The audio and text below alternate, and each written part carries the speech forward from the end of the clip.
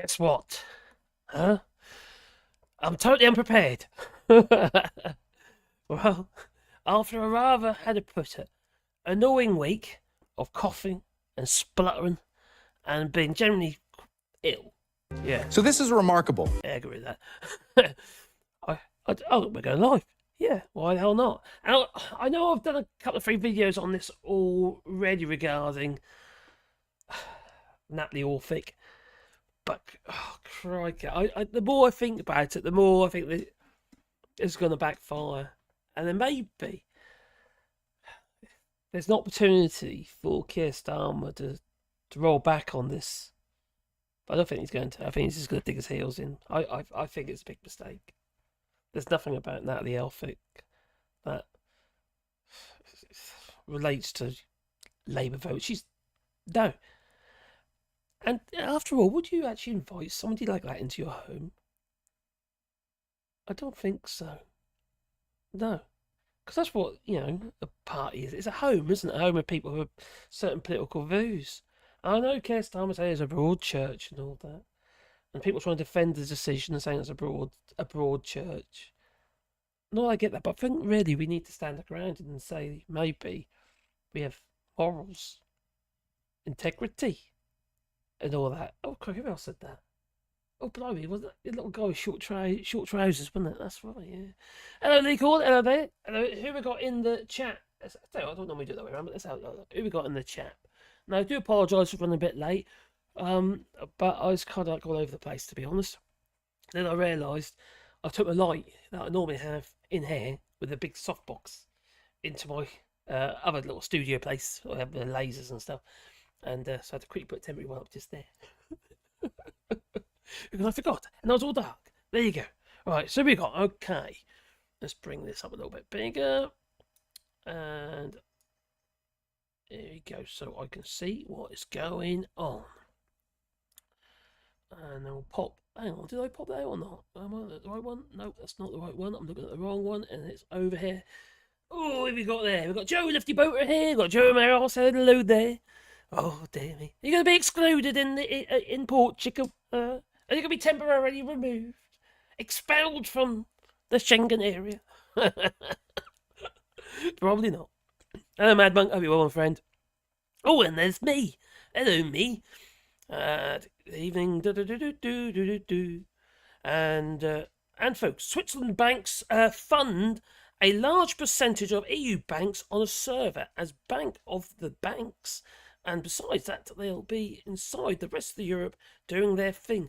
Oh, crikey, we could have been a part of that, I suppose. Hello, Ginger's been a member for 10 months. It's been that long, has it?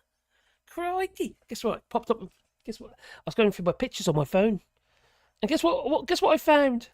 I found a picture of Ginger's. I did, yeah. Oh, but are the UK politicians really bummed out or not being a part of the transport scheme? No. It's just ridiculous, isn't it? A third country, for God's sake. What do you expect? Huh? You can't have it all your own way. Oh, crikey, we're gonna cherry pick. That's what we're gonna do. Yeah. Once we leave the EU, we'll get all the benefits without any of the costs, apparently. But no, it didn't pan out like that. It's a complete disaster. The thing that nobody seems to want to talk about, or call it I don't know, splash in the pan or something like that. But it's not. It's something that's going to keep biting us in the butt again and again and again. And look what's happening this year. We've got the EES system coming into play this autumn. That's going to cause a few delays, I reckon, especially at a place like Dover, where they can't, they've got the room to put the kiosks in. The kiosks are already gone in. They set this up about a month ago down at in the Eurostar. And but what's Dover going to do? They ain't got the room down there. And Doug Bannister, Dover Port, he was saying that we can't let people get out of their cars. How are we going to perform these checks? Not be funny, time is running out. How is that going to pan out? It doesn't look good, does it? No. And that's just the EES system. Basically means you don't have to stamp the old passports. They get rectal exam and biometrics. It's a lot from people's poo, Anyway, biometrics and a full frontal. Ooh, yeah. So that's pretty much what's going to be going on there, and it's all going to take time, and it's all going to cause more delays, and they'll build up a database of all our data, our biometrics. So they can sell them probably to somebody, but and I think they'll store them up to 3 years. I think it is, and then it's all got to start again. That's start taking, So there'll always be some biometrics being taken. So yeah, because obviously not everyone's going to be going across the channel all at once, are they? So this is going to take a long time to sort itself out, and I don't think it ever really will. No. Some ministers in the EU are saying that they're not ready. They're not ready for it yet. It's a big undertaking, isn't it, to get all the member states to put all the facilities in place, all the the kiosks and the airports aren't quite supposed to problem. They're pretty much doing that already, aren't they? The airports, not fingerprints, are they? But they take your picture. They don't take your picture. They just analyse your picture to your passport, don't they? With the chipped passport. I think that's right. Have I got that wrong? Oh, what a mess! It's going to be an absolute disaster. But I keep biting into the butt. It's not done, is it? No. So what else we got here? We got Mellow, and Tom Finney, and obviously Mad Monk. I said him already. Anyway, we've got the moderators in the channel doing their bit, and I much appreciate that it is. Really do appreciate that. Your help and what have you. Doc Davis and Joe Lefty both. Hope you well, Joe. I did a video the other day about trans. Now, actually, I'd like to thank everybody because I was really nervous doing that video, because it's not something obviously I can relate to, because I'm not, I'm not trans. Some people think I'm gay, but but I was very nervous about doing that video, and I got really lovely feedback, and I had some really nice comments. So I was really moved by them, to be fair.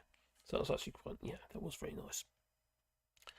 Not all. I don't think we're all haters, are we? I hope not, anyway.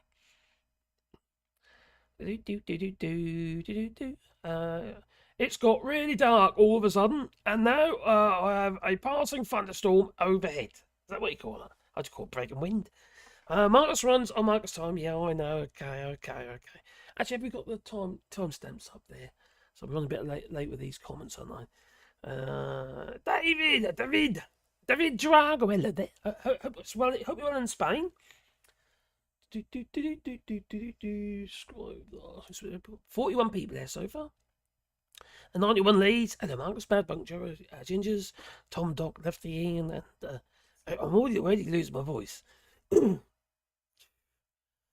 And Jup James. Hello there. Guten Abend. German. Oh. And Matt. Good evening, Marcus. And to all in the chat. Hope you're all well. I hope you are too, my friend. And Vendetta. Hello there. And Lee Corn and Lefty and Gingers, both they've been here. They have. I'm still out of beer, Yeah. So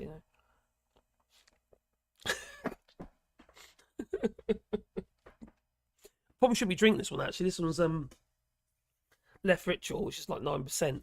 So I don't know. I'll probably go to my head. I'll probably slur my words. It's the kind of thing I do, isn't it? Anyway, so make it even worse. Down we come. Evening. Hi, people. Hi, Marcus. Oh, there. Great performance of UK on Eurovision. Didn't they get no votes? I didn't watch it at all. I can't stand that. Absolutely can't stand it. It's just, and it got all political, so kind of that pushed me away anyway. So the storm has just arrived in my area. You got a storm? Well, we had a bit of rain today, but no storm. Hello, number 3. Hope you're well. And hi, Lee, Vendetta, Matt, Simon, crikey. Oh, cheers, Joe. Your video on trans rights was very welcome. Thank you. Oh, cool. Cheers, buddy. So I was very Left Ritual. Yeah, nice. It's nice. Left is a proper beer, None of that space stuff here for a bit now. No, was it 3 point? What's the limit now? They're trying to push to us at 3.7%, so they avoid the additional taxes on your beer. Oh, crikey. Like Tesco value in it.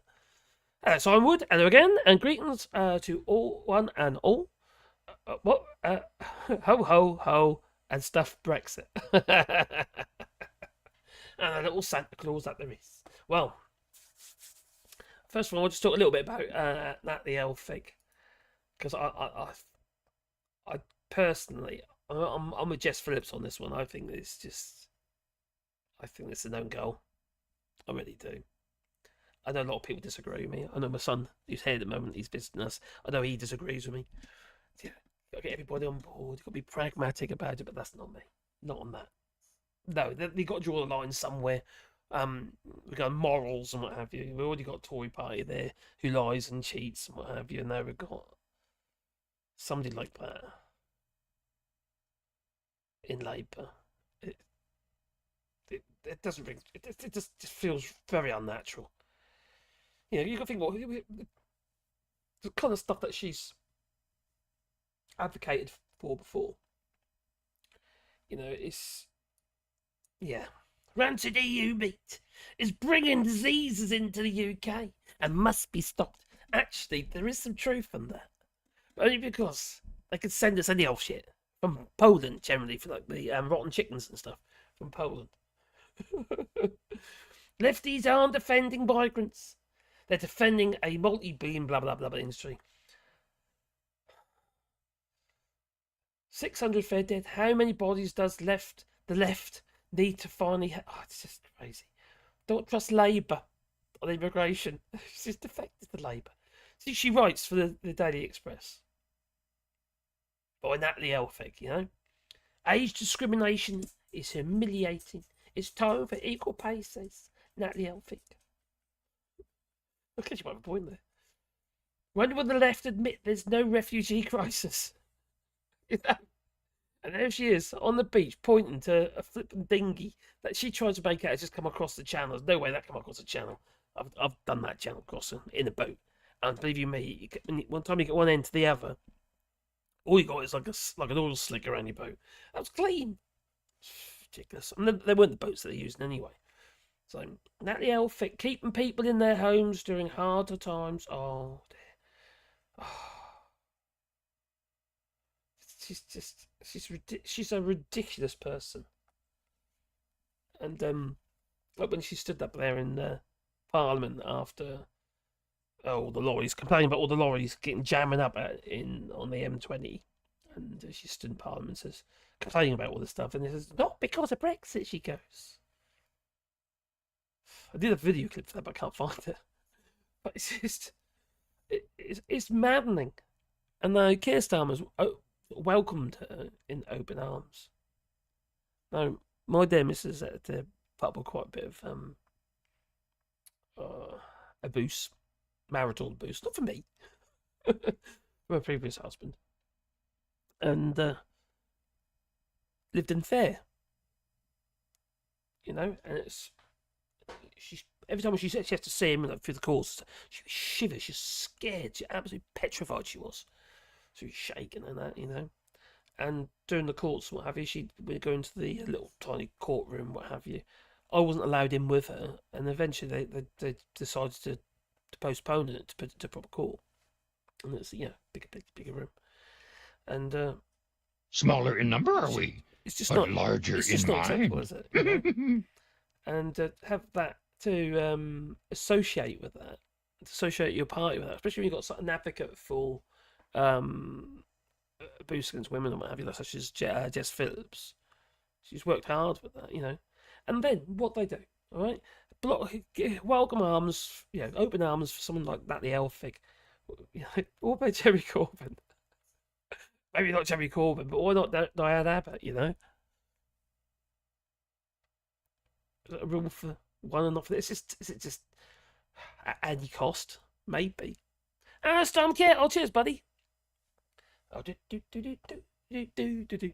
Hopefully, Labour are finished in Scotland. Don't know why they might be with this going on. I don't think it's going to do them any favours, unfortunately. I'm talking about, obviously, the England agenda. Obviously, the Scottish agenda is not going to be towards Labour, is it? But I was talking to my son about this actually, and about the independence movement is likely to be whittled away a little bit now. Fortunately for those who want it. Hopefully, libel are finished in Scotland. It's now a one-party state red Tory now, and some Wally Meds funds. Yeah, where is he? He's over there. Can you see him, Wally? Yeah, little Wally has the meds, and so does little Sebastian as well. Yeah, the same medication, different heart problem, but the same medication. Causes the same problem. Put water in the lung, you see. Cool. Some kid gifted 5 All Shorts memberships. Oh, cheers, buddy. Nice one. You're the man, you asked him. West or East Pakistan, David? Okay. If you wait, go America. Oh, I mean Armenia. Hang on, scroll. What have I missed? What have I missed? Don't ask me about Eurovision. I'm the only guy in the village. I used to love Eurotrash. They expect me tickle. It's so funny. You know, Elphicke. Not the sharpest tool in the shed, not the sharpest knife in the drawer either. She is awful. And now she's backtracking. So I'm very sorry. You know, my comments regarding my husband, who I supported during his trial and what have you, held his hand, walked like she got a roll about butt, you know, and she's all very sorry all about that now. All of a sudden, since it becomes a bit of an issue for her, you know, it was okay before, and she was a Tory. It's very frustrating. It really is. I'd like to see some standards. I've talked about lying and stuff like that in the past, and how it really gets on my tip, on my proverbials, on my bits. All right, it's just no. There's no excuse for it. And to say all politicians lie is what they do, you know, just to get themselves in the door, get the foot in the door, you know, get power and all. They got to lie. No, you haven't got to lie. It'd be quite a novel concept to have politicians that don't lie. Novel concept. I think it'll be a welcome one, to be honest. I think we're all sick and tired of the lies and the cheating. Because you know, it was brought forward in big time with Boris Johnson, wasn't it? Just one lie after another. And now Richie Sunak, he's just repeating all the lies. He's just as bad, if not worse. I think it's actually worse than Boris Johnson. Boris Johnson was not an obvious blummering fool. If you vote for somebody like that, well then, you know, clearly fool yourself. So they ain't socialists, says Jupp James. Actually, social. What? Who is? Not Elphicke. She's a socialist, is she? I don't think you change your political views overnight. It doesn't work like that, I don't think.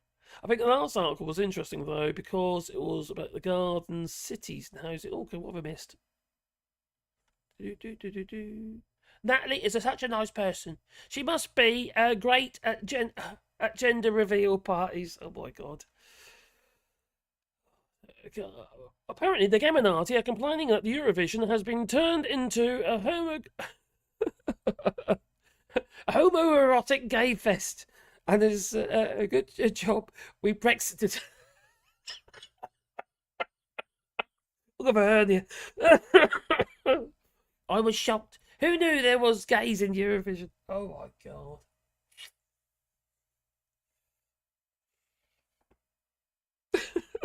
That was a good job we Brexited, didn't they? Oh, there's no gays in England, you know. Everyone's straight in England, apparently. Oh, these people. People.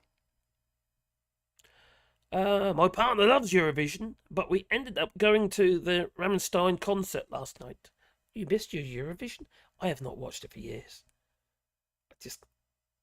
That kind of like stock, like Mortman kind of music isn't my cup of tea. It's just like pre-manufactured rubbish, and as far as I'm concerned, we've got some real music, you know, some grime. Hello, Derek M. I hope you're well. Our political system discourages honesty. Yep, I tell you what we need to do. We need to vote for Count Binface, since he's the one who said that he'll make a law that if you lie in Parliament, you have to walk the gangplank into the Thames. Straight out. Straight in. I agree. It's the only way. It really is. It's either that we do what France did to all the monarchy and all, I quite we ought to do that as well, don't we? Blimey. Always have a republic, shall we? Go watch Amin Hinsty Dan's. That is an excellent entry into what though? Good evening. Oh, second only to Depeche Mode. Really? Crikey. That brings back memories. My God. Yes, the UK entry, definitely not gay. In an Andrew Tate kind of way. Oh my God. I haven't seen any of it. I've avoided it like the plague. I really have. Kissing girls is gay, apparently. God, Andrew Tate. The idea that that man is some kind of moral influence on young men is just mind blowing. He is horrendous. You should check out the music video of Deutschland by Rammstein. Okay, I'll have a look at that and I'll check for that later after the stream.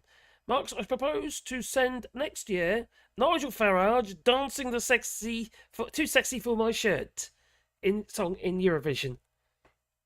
Well, you'd certainly get all the Brexiters vote, wouldn't you? Yeah, they got a thing about old Farage. I don't know why. Don't start him, David. Yes, you know me too well. But anyway, Natalie Elphicke. Oh, crikey. Or Elphicke. No, I think Marina Perkins had a point. Oh, crikey. A lesson to Labour. If you lie down with dogs, apart from what I have to admit, you don't get fleas with my dogs. No. My dogs are spotlessly clean. I scrub them. Occasionally use the Karcher. Yes, you lay down with dogs, or lie down with dogs, you get up with fleas. Yeah, well, in this case, someone says, lie with Tory dogs, you get rabies. That's probably about right, I can see that, yeah. I just find these people absolutely, well, they're just disgraceful, aren't they?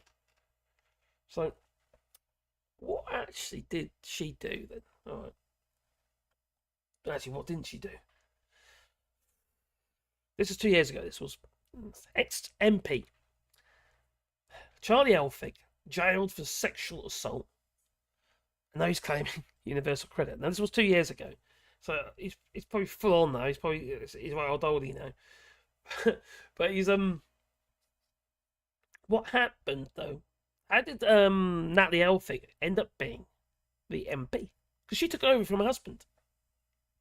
Where's the by-election now? I don't see anything about any by-election, do you? No, I don't see it either. No, not there at all, is it? No. No, basically, that was a behind the doors scenario where they kind of made an agreement, hush, hush, hush, keep it all quiet, scandal, scandal, scandal.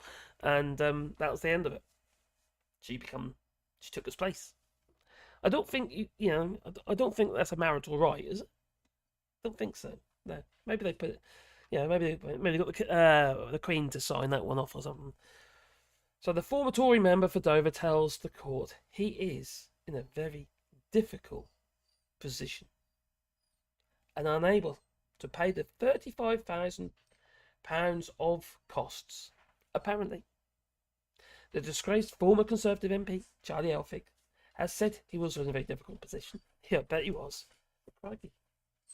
Oh, the missus is back. There she is. I've still got her. Yeah. Okay, she's just got back from babysitting.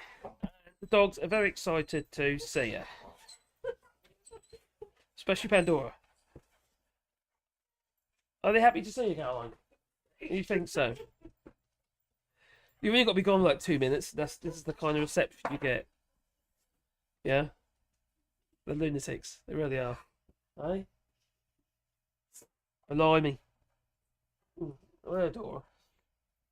Okay, I think it's treat time then. Is it treat time? Where's Wally gone? He's probably going to find a teddy bear. So, carry on.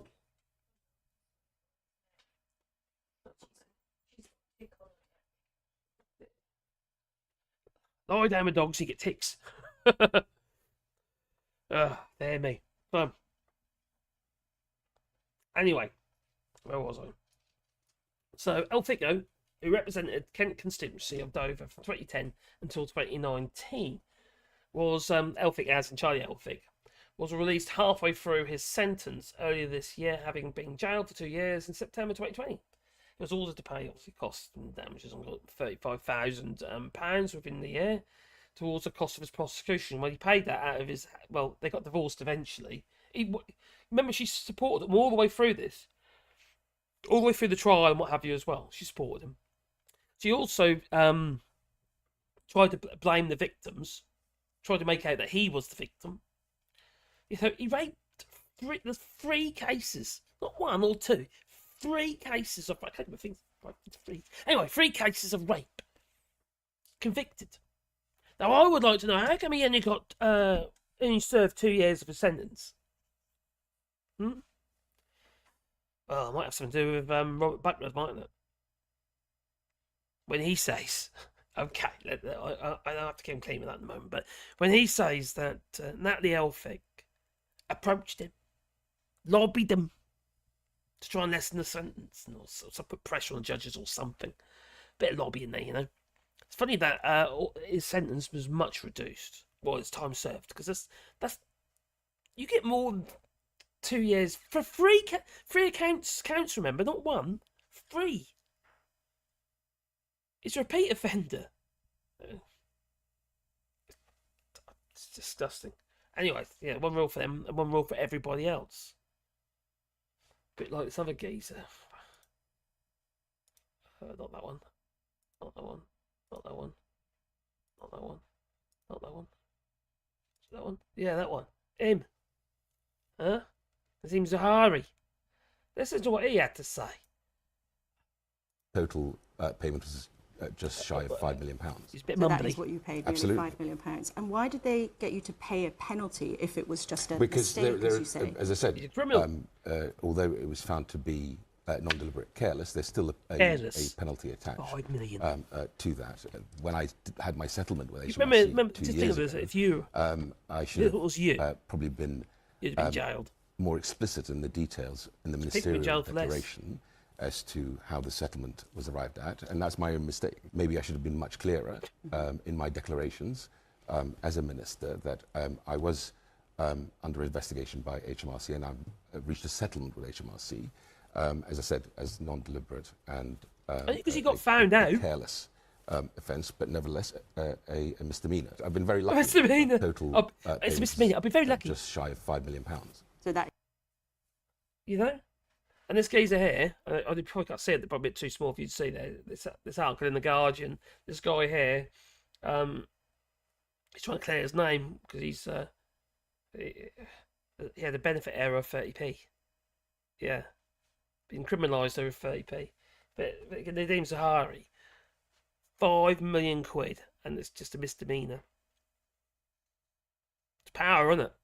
Power of money. Influence. And they're supposed to be working on our behalf. They're not, they're working on their own. They're working for themselves. They're working to promote their own outcomes. Improve their own outcomes. They don't care about people. They really don't. So. Oh. What you got there? So. This is what I find it really quite difficult, is when Labour's, they're quite happy to defend their decision and defend Natalie Elphicke. I can't remember who I heard earlier today on the radio. What did it say? Something? Oh, there's no, regarding this allegation by Buckland. Let's not forget. Obviously, Buckland only said this because she's defected. Call her a traitor and stuff like that. But the fact of the matter is, why didn't he actually come? Why didn't he say anything? 4 years ago? But no, he didn't, did he? But now she's defected. It's okay to do so. But it doesn't diminish. If it's for what he's saying is true, it doesn't diminish the facts there. Because that's just silly. It doesn't counter them. He's saying that she lobbied it, and this has been recorded before. Anyway, I've talked about this, but in videos earlier this week. But now Labour thinks it's okay. We can believe her because she says it's not true. You can't believe her. And besides, there's so much recorded evidence about this, documented evidence about this woman, which clearly doesn't align with Labour values. She's a far right conservative. So I wonder what her agenda is when she's saying she's not going to stand. She's trying to get a foot in the door of a party that would like to be she wants to remain relevant, maybe somehow. What has she got if she doesn't? Wasn't she? She's trained in legal or something like that, isn't she? If I remember rightly. So a senior Labour frontbencher has defended his party's newest MP, Natalie Elphicke, after allegations that she lobbied the Justice Secretary in 2020. That would be Rob Buckland. And regarding the forthcoming trial of her husband, Charlie, on these sexual assault charges. I just can't get out of my head how this looks to people who, women have been victims of this before. And the fact that she diminished it and tried to make out like, oh, what's she say again? It was like, oh, my husband, my husband's got charisma and he's very handsome and the women love him. She's defending him like that, Doesn't you understand? She was also cheated on, So she's got no self-respect whatsoever. And yet she's now in the Labour Party. I don't think it looks good. I really don't think it looks good. So,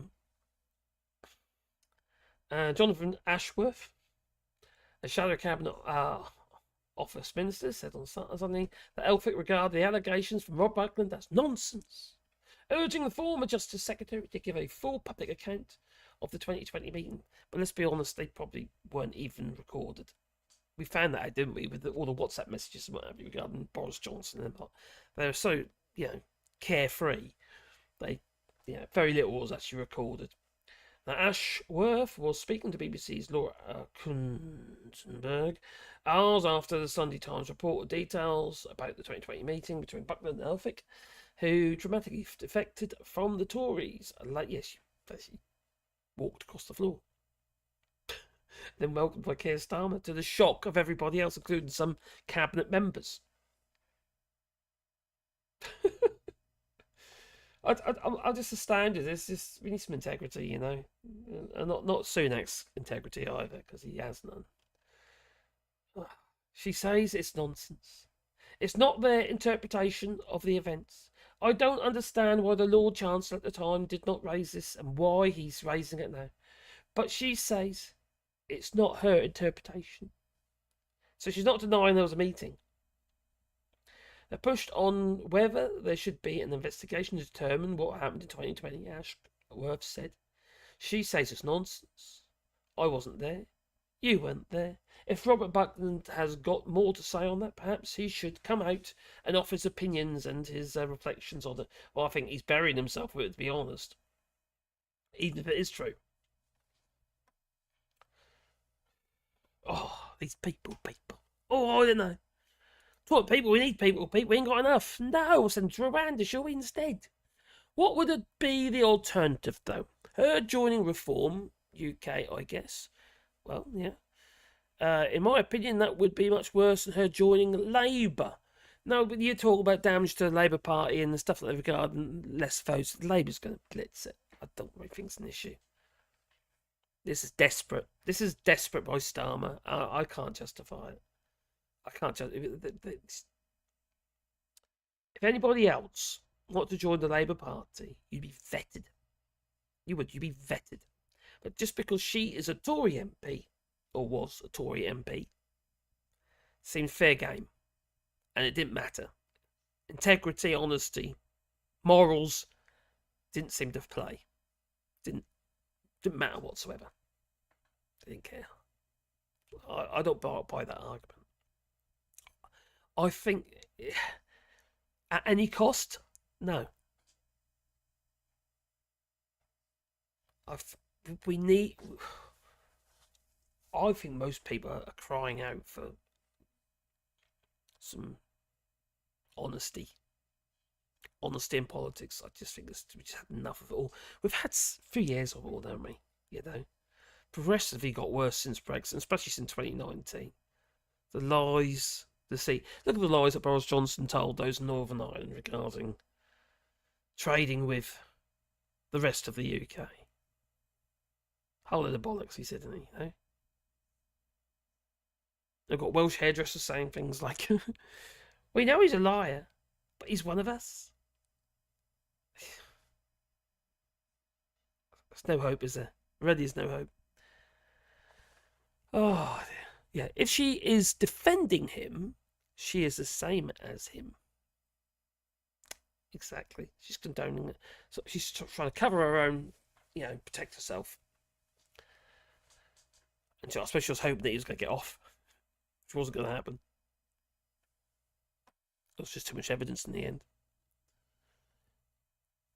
No one seems to care. All this stuff, no one cares about the victims, the people who were sexually abused. All they care about is whether or not, it's a poke in the eye for Richie Sunak.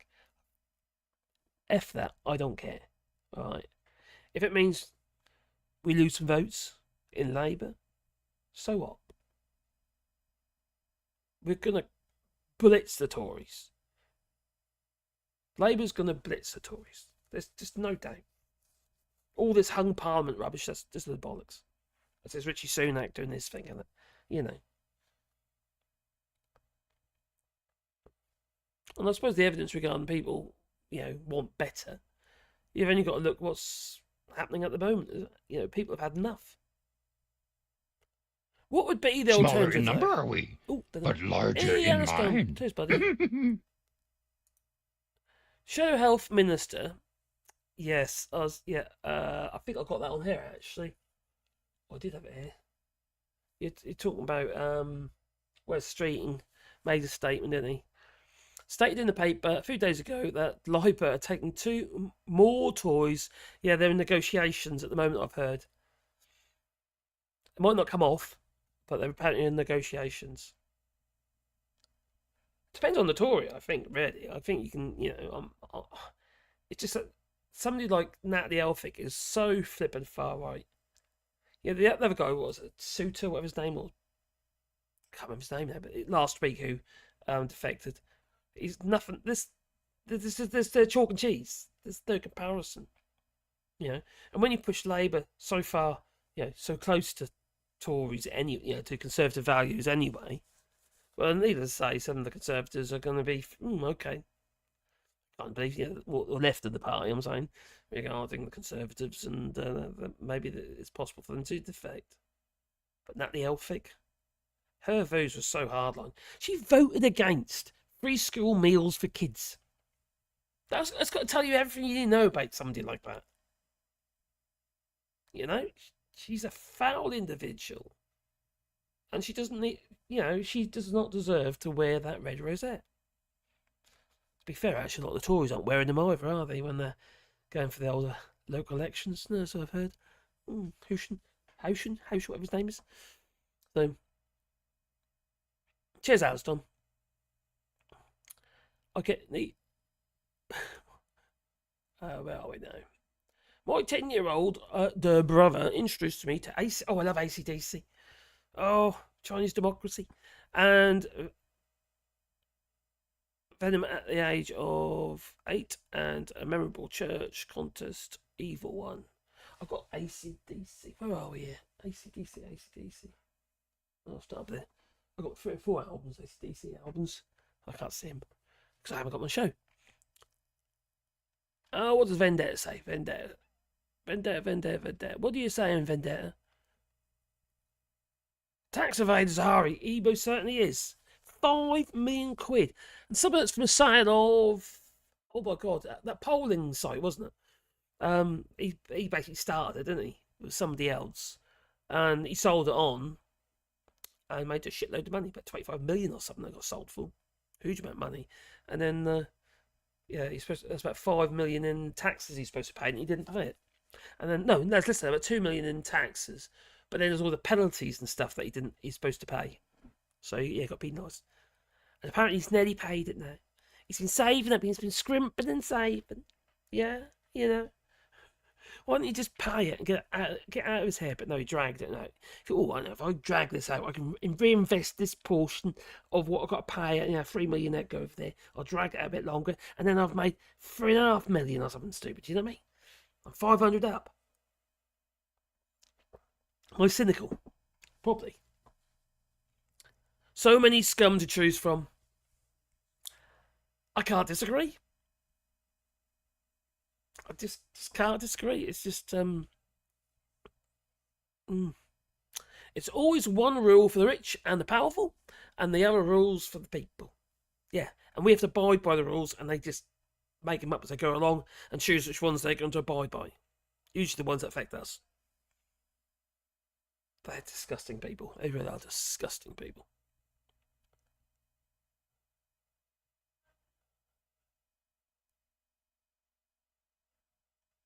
She's no lady, you're right. She certainly isn't.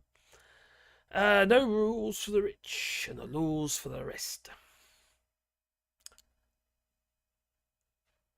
What? What, David? I prefer something more softer, like that, to take to the concert. Oh my God, what are we on about? Peanut Head and the Horse Whisperer. Well, when we paying the electricity bill for his horses or something, to centrally heat his horses. Not that kind of central heating. No, I mean no. I mean actually like radiators and stuff. Probably red dot heating or something stupid. Damn me. It's like Richie Sunak getting the electric grid altered just so he could heat his swimming pool. What sort of swimming pool or what sort of heater have you got to require you to change the grid to be able to heat it? Hadn't you heard of solar? Blimey. Walk with demons and you turn yourself into a demon. Yeah. I think this is going to backfire. I really do. I don't think this is a good look. It really isn't. If you're basing your party on something that's supposed to be you're morally correct and you got the right ideas and stuff, and then you bring in somebody who isn't morally correct, that doesn't make any sense. It's like putting square wheels on a Ferrari. It doesn't make any sense whatsoever, does it? Or any car come to that. Oh, well, with this, I'm going to do with all correct. I'm way behind again, aren't I? Oh, hello, InSpot. Cheers for your emails, mate. Remember that Galloway said, Tories and Labour are like two cheeks of the same backside. Of course, in the middle of it is reform. Oh, they like the chocolate starfish. Yeah, just wait for the outcome. My God, you see what's going on in the Thames at the moment? Blimey. Oh, where have I put that? It is absolutely horrendous. There we go. Let's put this up here and I'll show you. Right. You see that? Yummy. If you go down to the Thames today, you're in for a turd surprise. Lovely. People are swimming in that. No. I'm a Norfolk country bumpkin, and I used to regularly go to places like, I used to live in Sal, actually, see, Wroxham and places like that, and we'd jump in the old river in my area, under the best part around the bridge. You want to do it now? No. That was in the Eastern Daily Press, that they've got a serious sewage problem, because about 100 yards, 100 metres up from the bridge is an outfall from a sewage plant. And although it hasn't caused too much problem where it actually is, because it's very tidal waters that we get in the North Bridge, you got the Burn and what have you. It's very tidal, and it travels. Poop travels, you see. And apparently it's accumulating around Wroxham and Wroxham Bridge area, which isn't actually Wroxham, it's actually Hobbiton, but that's another story. But yeah, there's poop everywhere. It's lovely, isn't it? You know, can you still hear it in the background? Yeah, properly. Yeah, there you go. Yeah, lovely, isn't it? Nice. It's just gross. Privatisation for you. Well, 60, 70 billion been sucked out of the pot of bill payers' pockets. Shifted to some foreign account somewhere, or maybe pension funds and stuff like that, you know. But not to where it's needed. Not to update or upgrade the sanitary. God, better.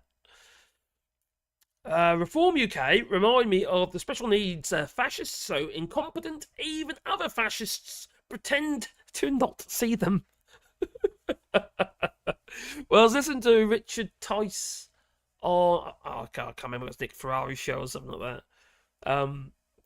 Sometimes I put the radio on, sometimes I don't, if I'm in the workshop. Anyway, he was on there. And of course, we want to be open to everybody, and you know, legal migration and stuff like that. You know, if you've got the skills and the qualifications, and we need you. Yes, we welcome you into the United Kingdom. You're more than welcome. But there's a but, and that but is, according to Richard Tice, well, obviously you need to abide by, or you conform to our values and our culture, and yes, you can't be who you are. You know, you just have to do as you're told, and you know, yeah. Like Nigel Farage going on about, oh, they were speaking foreign languages on the buses. It's so blooming what? I don't care. I really don't. Quite frankly, most of these people can speak better English than English. Certainly better English than me. I struggle. Grifty McGrifty Galloway should stick to milk licking the pussycat. Yes. In the Big Brother house. That was a very weird exchange and will never be forgotten. Although I keep trying every single day. In fact, I'm also taking tablets. Yes. Brexit benefits Thames, tomatoes, and mussel beds. Now, I don't know if I mentioned this before, actually. It's Whittingham Sewage Works. A friend of mine used to work at the sewage works. All his tomato plants used to come from the sewage works. Where you had the sludge. And we can't digest the pips, you see. The pips would just go straight through us. And they end up in the sewage and into the sludge, and they would grow. So come this sort of time of year, when all the little shoots and stuff, so he'd get a wad of poop and his tomato plants. So they pop them on, take them home, aim for his greenhouses and stuff, and then eat his poopy tomatoes. Yeah, lovely. My favourite. I bet they grew like hell though. I'll be a bit surprised. What fertiliser? Yeah, these days it'll be like microplastics and PFAs, wouldn't it? So there's an idea. Okay, come on, Marks. Tice sounds like a moronic inbred mountain fish. It doesn't make any sense. Oh, crikey. Where's this thing I saw earlier? Where was that? Oh, crikey. Who was that? Oh, crikey, this one. Right. 0 waiting lists. How is that even possible? If you have an appointment, you're going to wait. 0 waiting lists, higher wages. Well, the wages are already getting higher because it's almost self-correct regarding the vets and what have you. Well, it might take 10 years. But anyway, because we've got about 50% shortage of vets, you've realised that we're 50% down on vets. We've got 50% less than we had before Brexit. And we need about 200% more. And we can't get them from the EU because we need them in the EU anyway, because obviously they won't export to the UK. So besides, it's like 44,000 for the skills workers visa. Vets don't get paid that much, so they can't get the visas. But it could be a supply and demand issue where if you haven't got enough vets, their wages should go up. You could argue, and then they would meet the criteria regarding the 44,000, and then you might be able to encourage people into the UK to, on these like work visas, essential skills or skills-based visas, whatever they are. But why would they still come? Why would they come when there's plenty of work here? It's like I say, you know, Brexit. Nuts. Cheaper energy, apparently. Yeah, no wind turbines, but yeah, go for cheaper energy. Even though it's a known fact that wind turbines produce the cheapest electricity, they have to tax them more just to get them in line with everything else because they're effectively profiteering.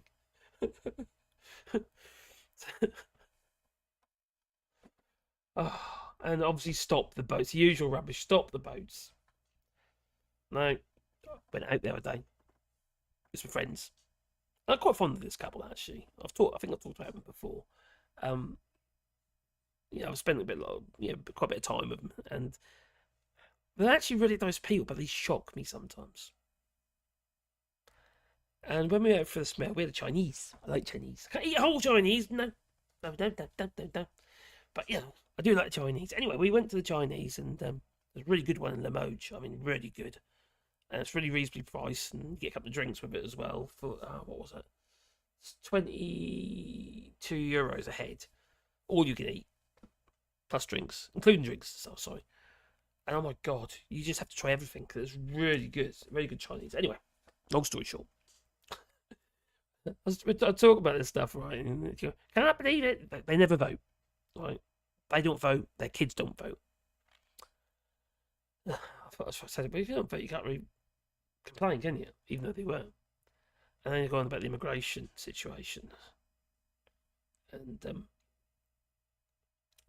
he said he don't know. He's quite quiet anyway, but then he said, I will go over there and shoot the boats on the French coast. I thought, what the hell? I was just gobsmacked. You know, I knew they're a little bit nutty, but the crikey, that's just mental. But he'd do anything for you. You know, he's. It's hard to bite your tongue, isn't it? It really is. It's just politically they stand nowhere near me whatsoever. But as a friend, they're actually a really good friend. And he likes motorbikes, so that's good as well. Oh, damn me. People, eh? Why cheaper energy? Just make energy free. Oh, that'd be a very nice idea, wouldn't it, eh? Have free energy. Free energy for everybody. Well, somebody's going to have to pay for the infrastructure, I suppose. But if we nationalise everything regarding energy, and the profits went back into the system, that'd be pretty good. Wouldn't it? You know, a bit like the water authorities, the profits coming back into infrastructure, for instance, instead of bleeding it out of the country. Just like the rail networks, you know. Although Labour did say, we're going to privatise the rail networks. Oh, okay, that's good, doesn't it? But I lost a little bit of faith in them when, I can't remember who it was, so being asked, I think it was why Tom Strawbrick was asking Labour MP question about this plan. So is it not going to cost anything? Clearly, obviously, it's going to cost something because we don't own it, and the rail companies don't own a lot of the stuff either. They don't own the rolling stock. So we'll just change the rental agreements and stuff like that. The idea we can fully privatise it, fully put it into public ownership. I'll get my worms out in a minute. I think that's for the birds, unfortunately. Obviously, I want to, but that could happen over a period of time, couldn't it? You know, we just got to let these contracts run dry. You know, that's what the Labour was talking about regarding, the rail contracts, put back in public ownership. That's just the contracts, not necessarily the infrastructure. Marcus, I love to do the British performance of Eurovision with Jerry Corbyn and Gary Barlow. Oh, can't get up his sight. Oh dear. Gary Barlow's a really lovely man. He really is. Pizza and pasta are peasant foods. I suppose they technically are. I suppose you could say fish and chips is, you know, not anymore. Super and expensive. Richard Shies claims everything on marine laws without being able to quote any article from the marine laws. Well, wasn't it Richard Tice? Was there some sort of article 20 or something stupid regarding maritime law, saying that we could just send them back to France or something stupid. And we couldn't. That wasn't true. That was just bollocks. That was Richard Tice. He said something like that. I think it was last year sometime. And it was just, it's very frustrating. Because it's a whole load of bollocks, basically. They get a tiny little bit of information with a tiny bit of truth in it. And they try to hoodwink their lack of thinking following. And it works. For instance, this girl there, she's canvassing for the Reform Party. I don't think she's really old. Not that old, no. She's been brainwashed. So, I don't know. ScotRail is publicly owned, so if Scotland can do it, so can the rest of the UK. But it was never privately owned, was it? That's the problem. We just handed all the infrastructure over. Just like that bloomin' Hoochin, that Teesside flippin' mayor geezer. He was investigated for fraud when he got away with it. Doing some pretty dodgy stuff regarding free ports and what have you. Pretty much gifting away public infrastructure to all these big companies without any consultation. Was it inadvertently? Maybe. That's a Tory favourite, isn't it? Oh no, Gary Barlow's a tax. Oh no, I don't like him now. He's a tax evader. They all are, aren't they? Or the Cayman Islands. Wish I could avoid taxes. I can't avoid any taxes. I have to pay everything because everything I get comes through my computer. So there's no avoider for me. Everything's logged. Anything I get through, obviously, YouTube and stuff like that, everything goes to your bank, doesn't it? So there's no avoiding it. So I can't be a tax. Even if I wanted to be, I couldn't evade my taxes. And considering quite high my taxes are here, unfortunately. Reform should be black, not any kind of blue.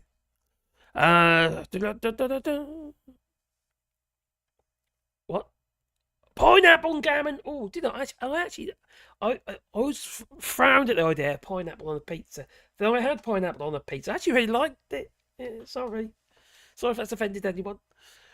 Scottish government put ScotRail in public sector, cut the peak rate fares, and better timetable too. New trains, and it's been about a year, and it's improved big time. Oh, well, they are. There you go. So, was ScotRail, that was privatised originally, yeah? So how did they go about it? Was it just run its course? Do they actually still rent the rolling stock? Well, they could do, couldn't they? To return someone to France, you need first of all the permissions from France. Yes. I wrote to the Foreign Affairs, and the answer was just that. France doesn't give permission to do so. No. Duh. Obviously. But isn't there some sort regarding returning people, like from here, worrying about the Rwanda, being shipped off to Rwanda? People end up in the island here, and is there a way for them to ship them back? Because I think there possibly is. There's something written there. Marcus' biggest fans in those. Hello, my buddy. Ooh, it's Sunday, and I'm late. Oh, crikey. Below me. You'll get yourself a Tampax. Pizza with chicken and crispy bacon. Yummy. Now you make me flip down lasagna. Carol made lasagna. That's actually really tasty. She's turned a good cook. It's took her 30 odd years, but But the biggest culinary offence I have ever seen in my life was Gammon's drowning perfectly seasoned grilled sardines in ketchup. Why would you do that? I bet they were. My German cousins were cringing. What is it about ketchup with absolutely anything? If you're here in France, that'd be Maggie with everything. Maggie with this and Maggie with that. It's a bit like a watery Marmite. Oh, But it's Heinz ketchup. Ooh, Heinz. What do we do? We just buy the old ketchup, and I like chili ketchup. I put my chili in it. That's what I do. Yeah. And that way the kids don't nick it. You see, when they come in, don't nick all my ketchup because it's got chili in it. Because they say, it's too hot. I like my chili. People who chili doesn't like me though. But I have to come clean on that one. Quite often that's the case. But people who don't think fruit should be on a pizza should look up tomatoes. Yes, because tomatoes are technically a fruit. They're also part of the same family. Tomatoes, peppers, potatoes, deadly nightshade. They're all the same family. So you should never plant them in the same place twice. Unless you do a lot of sort of soil treatments. Oh, someone's feeling too sexy. Really? I don't know what you mean. What are you on about? Someone's feeling too sexy? Oh, maybe. Maybe, but not just yet. No. Oh, God. Nigel's a model, you know what I mean, and he does his little turn on the catwalk. On the catwalk, yeah, he does his little turn on the catwalk. Get him off, Nigel. I'm too sexy for my cat, too sexy for my cat. Poor pussy, poor pussy cat. Too sexy for my love, love's going to leave me. but new. Sorry. Too late, it's done. All we need now is a little Chinese kid. It's caviar and ketchup with melted cheese. What? You made that up. Tom, you made that up. You must have done. Tomatoes left the fruit union to go on their own. Yes, talking about the unions, they're not very happy regarding Elphicke either. It doesn't fit with Labour policies or ethics. Yes, the unions, like the TUC and what have you, they're not happy. No. David, what are you doing? My ex from 9 years ago has come back to me. Oh, is this a romance? What's it? I didn't read it all. Where's it come? Where are you? Where's Top Smoke's marital or his ex? Is your ex still your ex then? Lost you now. Ah, my ex from 9 years ago has come back to me. She knows the story. What story? Pineapples are for cakes. It's sacrilege, says Sir Larry the Cat, to put them on a pizza. Now, who makes their own pizzas or just buys them from the flipping shop? You gotta make your own pizza, you know, and spin it around and stuff like that. Caroline, she does all the bread and stuff. And I take it out into the old bread oven. And I do it in the old bread oven. See, we've got a bread oven, you see, proper old stone bread oven. And, so fantastic. Doing in there and shaking about what have you in there. And the flames are burning the eyebrows off. And, yeah, because you want like 300 or 400 degrees, you see. It's going to be really hot. But blimey, you get a very fast pizza, I'll tell you. So good. And then also loads of chilies. Got chilies. Chilies and pineapple. I don't know, I haven't tried that. Oh, you need to put mayonnaise on chips. If you're European, that's what we do here. Put mayonnaise on chips. Yeah. Oh, crikey, what was that film? Oh, one with the dentist. And the guy killed himself from Friends. I forgot his name now. Not 9 whole yards. 9 whole yards or something. And Bruce was having a fit because of the ketchup on his burger and chips, on his chips or something. Oh, mayonnaise on his burger and chips. Or ketchup. Oh dear. Scroll down. Oh yeah. Please. Sorry guys, it has become a tradition every Sunday, of course. Yes, it seems, because he brings it up every Sunday. Regarding Nigel Farage ripping his shirt off to the song. I'm too sexy. Oh my God, those two. You know, from, like it said, Fred or whatever they call themselves. And, they're still busking. And there's no one there. You know, they're busking. They're Brexit advocates as well. They're big on Brexit. They're doing their song, you know, out in the street and whatever. And there's no one listening. They're going, these sad buggers, you know. Ah, dear. Yes, hi, Top Smoke. I hope you're well. I looked up my ex from 10 years ago. I look better than her. It made me chuckle. So it did.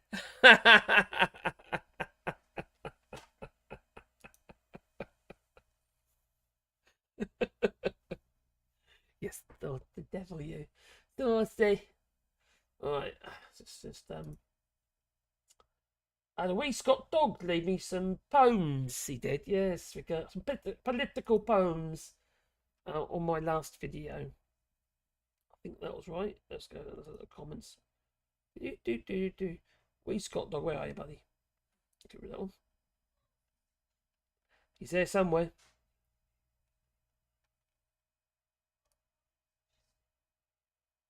Oh, maybe it's another video.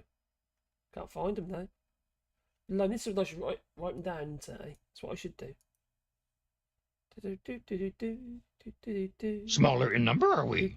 But larger in mind. Oh, Michael's the biggest fan. Thank you, my friend. You're saying that, like, smash that sound video thing with a Peter Gabriel. What, like Sledgehammer or something? Sledgehammer.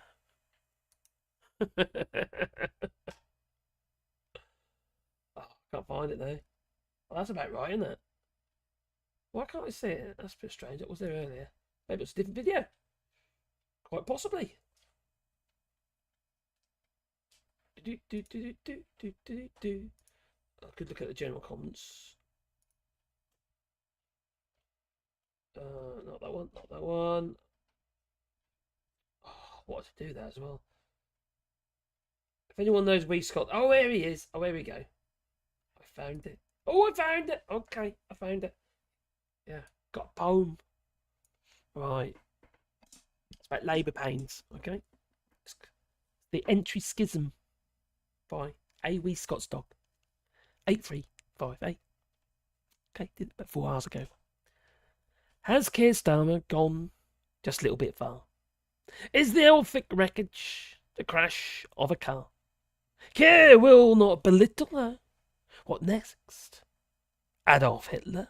Actually, someone said that earlier. It said about it being like a right of Genghis Khan. Anyway, about to leap over Keir Starmer's low bar. Because Keir's new Labour has power in sight, without any need for deception or slight. But will Starmer regret his decision to let someone who is so far on the right? Or is that just a new direction of travel? Is a famous truth just about to unravel? That Keir's all for a ban, just like Viktor Orban. Now he's headed south with Farage for a paddle. But though it seems funny, there's no cause for mirth. There's no reflection, no inlets, this firth is sealed off to migration, asylum's salvation. It's not Keir's watered down plans for stillbirth.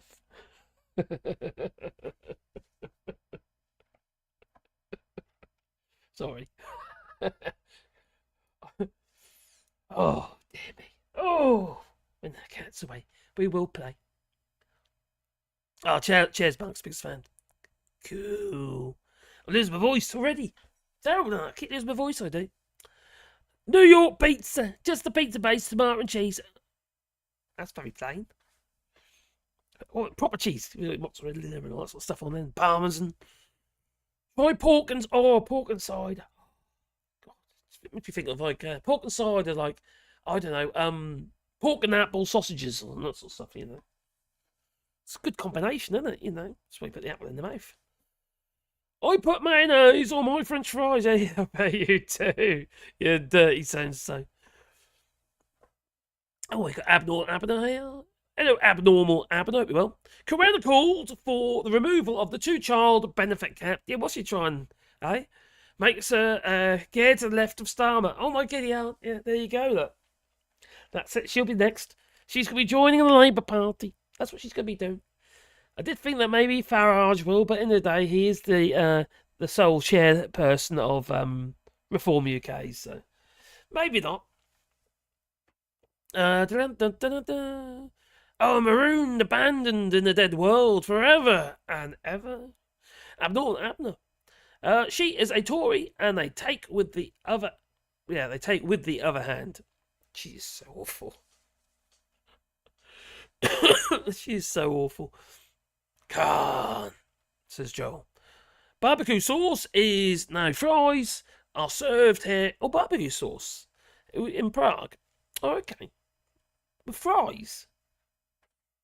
I always think barbecue sauce to go with like the marinades for your I don't know, ribs or something, you know, but not your fries. It's a bit odd. Or is it just me? Fallout games, yeah. Fallout games are great. Been watching The Foundation. There's definitely a Harry and Meghan reference at the end of season 2. Is it really? Never played one that I did not like. We talk about games now. Simon, I was talking about pizza with pepperoni. In Italy, they will understand pizza with green pepper instead of pepperoni. I had pizza in Switzerland. I don't know, by travelling between Switzerland and Italy, over all the passes and what have you. Amazing roads. 1 minute you're riding your bikes on snow, and the next minute you're in sun. It's just ridiculous. It's just mad. So when you're in there at the shade, it's just like 1 minute snow, and then you got sun. It's amazing. Anyway, we had pizza in Switzerland, and it was like this very light but deep pan pizza. I mean, really light. And the toppings were amazing. I mean, like, prawn and salmon and stuff. Really nice toppings. It wasn't cheap, I must admit.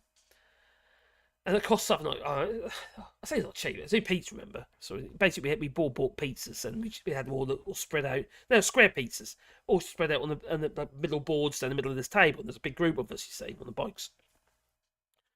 And I think it worked out about 30, 35 quid a head or something, which is not horrendous, because it was very good, I have to admit. But then we rode into this is during the pandemic actually, rode into Italy, and the pizza, because they sell pizza everywhere there, and in a restaurant served, waiter service and stuff like that, it was €6 for a flipping pizza. It was so ridiculously cheap, and then they took a temperature of your forehead before you had to sit down. But and that was a really good pizza. We had chovies and stuff. It was really nice. Reindeer pizza. What? You can't have reindeer pizza? With a big red nose in the middle. No, you can't do that. Not had any for years, but been to Sweden. Oh, crikey, not been to Sweden recently, sadly. Duck fat fries. Oh, I've never had that. I had duck fat for roast potatoes and stuff like that, but I've never had it on fries. So yeah, sounds like it'd be awesome. Hunter's chicken with triple fried pub chips. Oh my god, what are you trying to do to me? I'm so hungry. Blimey, what are you like? There we come. Nothing is cheap. No, you're 100% right. Switzerland is blooming expensive. We stayed at this place. It was a bit, I would say, it was clean. It was a bit mediocre. Nice foods and what have you, but the food was awful. It was a restaurant, and the food was so bad. I mean, it was just like frozen chips and stuff like that, and it wasn't great. I wasn't impressed because it was expensive. Oh, waiter service and stuff it was in this restaurant.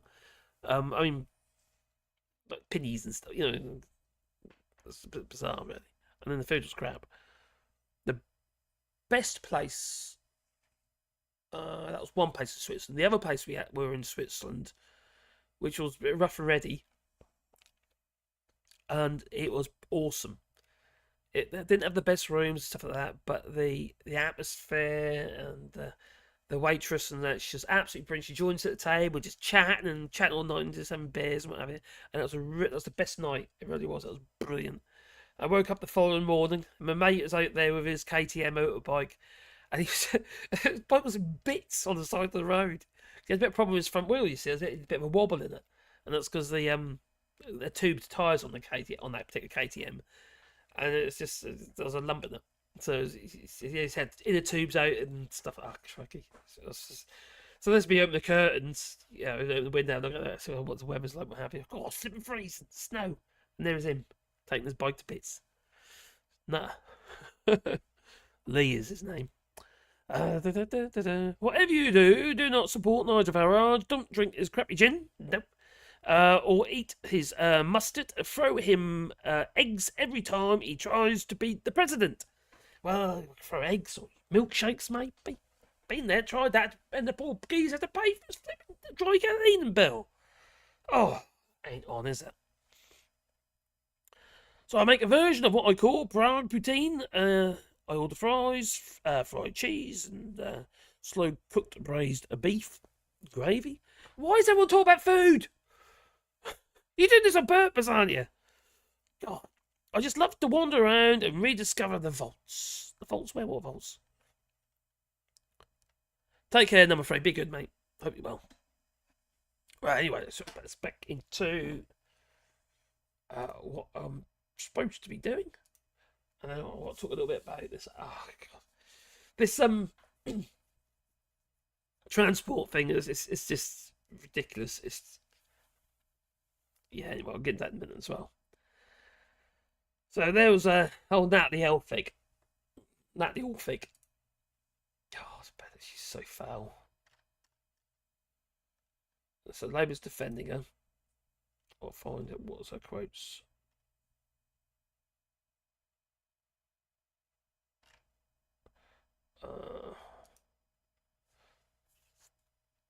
So there's Natalie. Okay. She said sorry. There's no integrity in this whatsoever. This is such a bad look. Known for what she stands for. And obviously a little star with his little flag. His little butcher's apron. And there's me sitting on one. I've been farting on it. Anyway, Natalie Elphicke sorry for defending her ex-husband. Right. So Labour's newest MP apologised for defending her ex-husband and casting doubt on his victim's testimonies after he was convicted of sexually assaulting 2 women.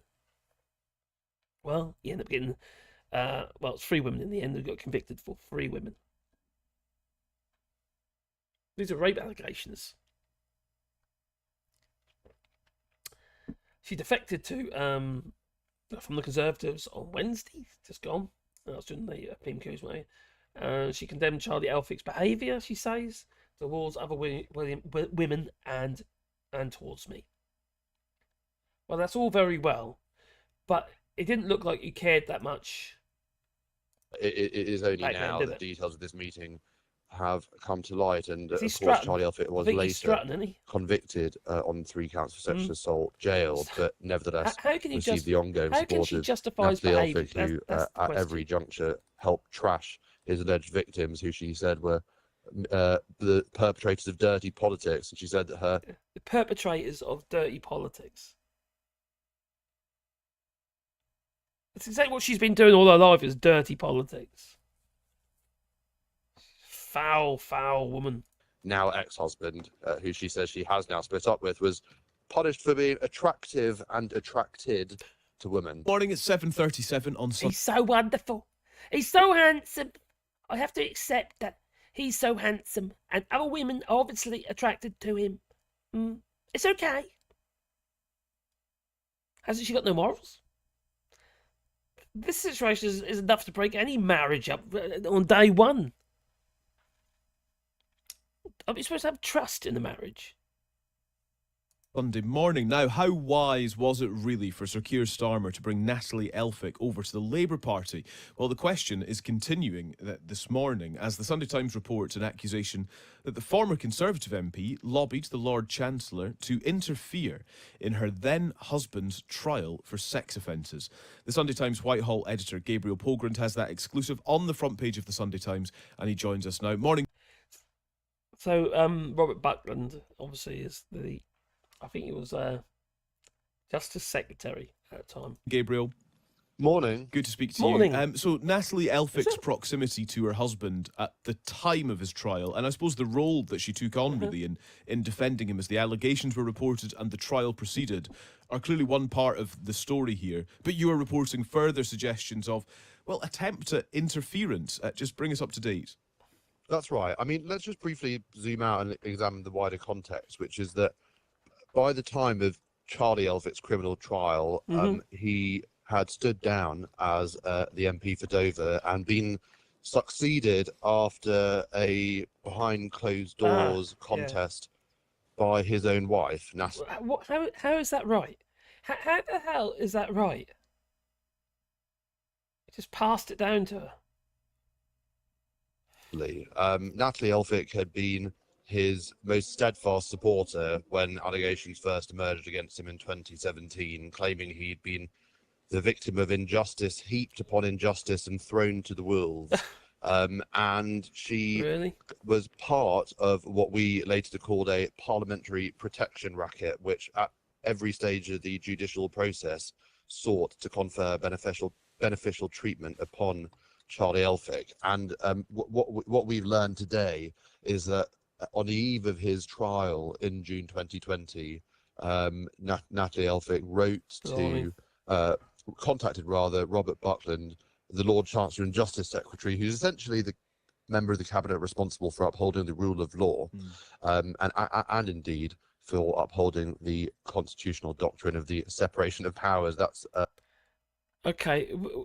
Who made him a lord? Which dodgy prime minister did that? I don't see the argument. And see Keir Starmer's face. He's like he's in glee to have her on board. You know, how can you justify that?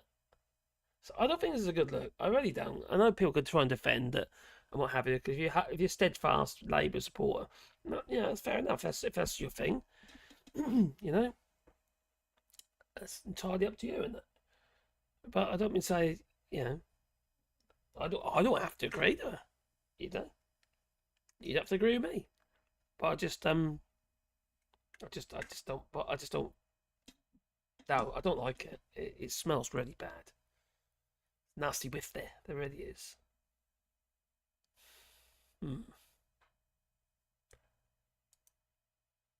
Awful people. They are. Not as bad as this the pig. Sorry, they slipped there. This geezer. Remember him? Yeah, Lord something or other now. Apparently, you know. And you've got a choice now where you can see one team, the blue team, with a very clear plan to secure Britain's future with a strong economy, with growth and jobs. And then you've got a Labour Party that's just praying that people don't look at that and they sort of think about the Prime Minister that only lasted 49 days and the problems and all the rest of it.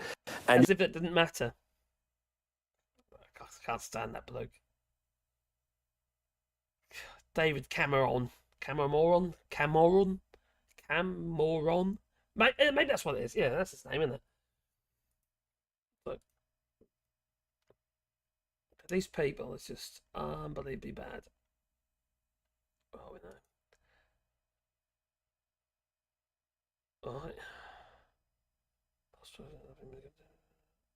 Right. But you got to be off your flipping rocker, aren't you?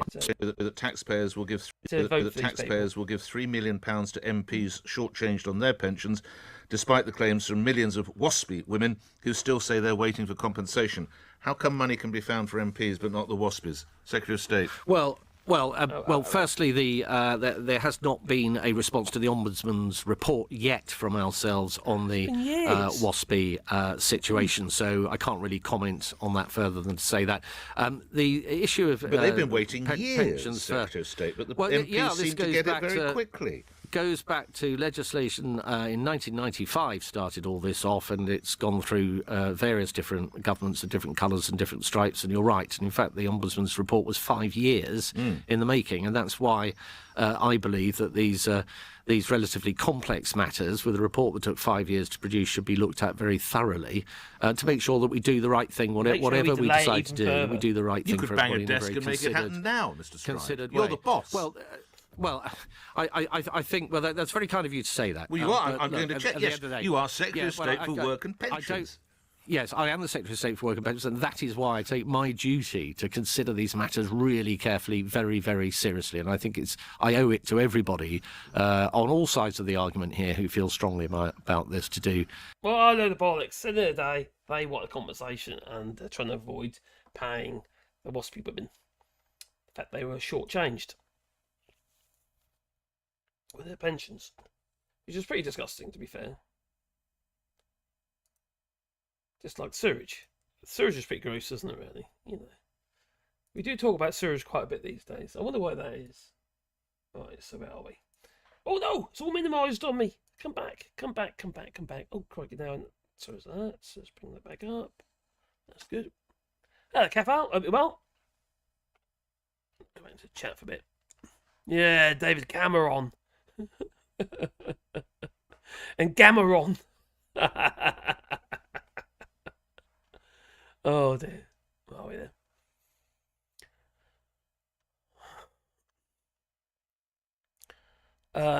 I know my son and his wife are in Figueres de Fort. Where's that? And we're married there, so we got introduced to a lot of local cuisine. Do you know, I've never been to Portugal. I need to go, don't I? I don't often agree with Phil, but I think his take on this is right. The Tories knew about this and covered it up for years, yes.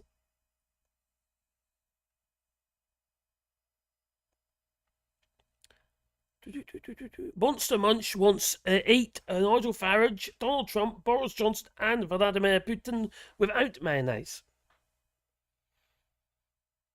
You're on another planet, mate, I tell you. Oh. I'll admit my late wife and I had them in the first Brexit. A breakfast for... Oh, when you're in an Airbnb. Kool-Aid, hello there. Oh my God, I was talking about food again. Don't like the Elphicke bird. She's wearing a shitty union scarf. Yeah, oh, yes, the union, yeah, the butcher's apron. He's charismatic and handsome and attractive. And he has a massive forehead, in my opinion. I know. How was that? He wasn't as handsome as me. No. He didn't have a beard.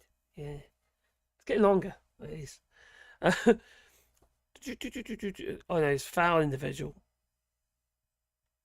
And what message, I keep saying this, but what message does it send to rape victims? To me, it says you don't care. I'm left of centre in my political views, says Robert Smith. Elphicke's defection into Labour already gets under my skin. I think she's there to pull in the Brexit voters, who now regret it. Could be, couldn't she? Do you think she pulls in anyone, though? Because, I don't know, do you think she's got much pull, though, much sway? About so much rubbish. Oh, I won't be surprised, though.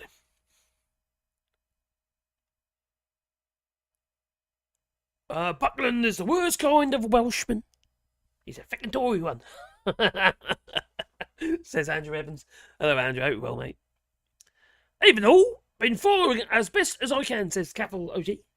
Hello there. Hope you're well.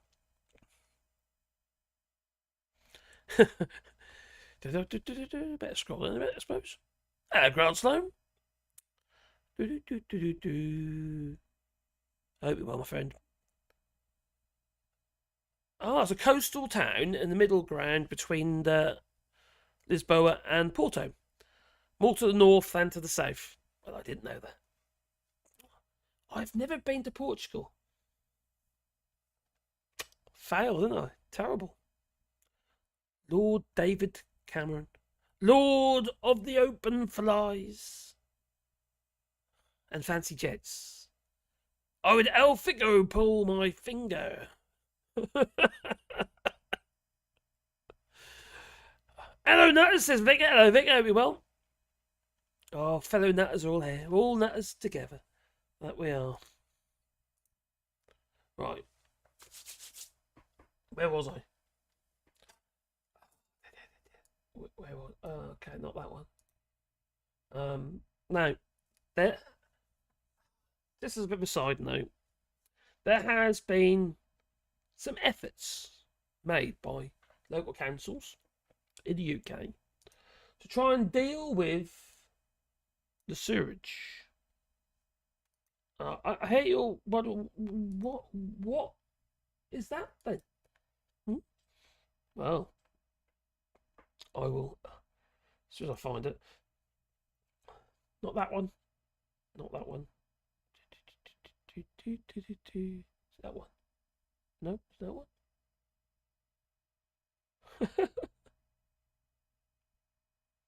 That one. I've lost my page. That one. Right. It'd be easy if I just drag it into there, wouldn't it?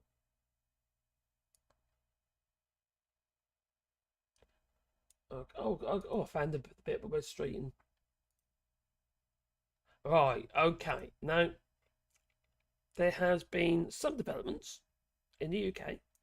An efforts trying to deal with the excess sewage.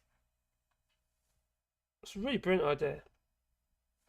Villagers are given water butts in sewage cut scheme. Water butts.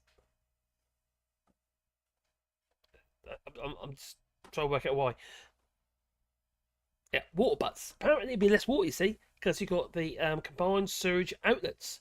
So give all the residents water butts. Oh, they're dying. And then... Do you need anything? Oh, mind a cough. A tea. We've got wine here. How quick we do to just tidy it up. Okay, so villagers were given water butts in the sewage cut scheme, alright?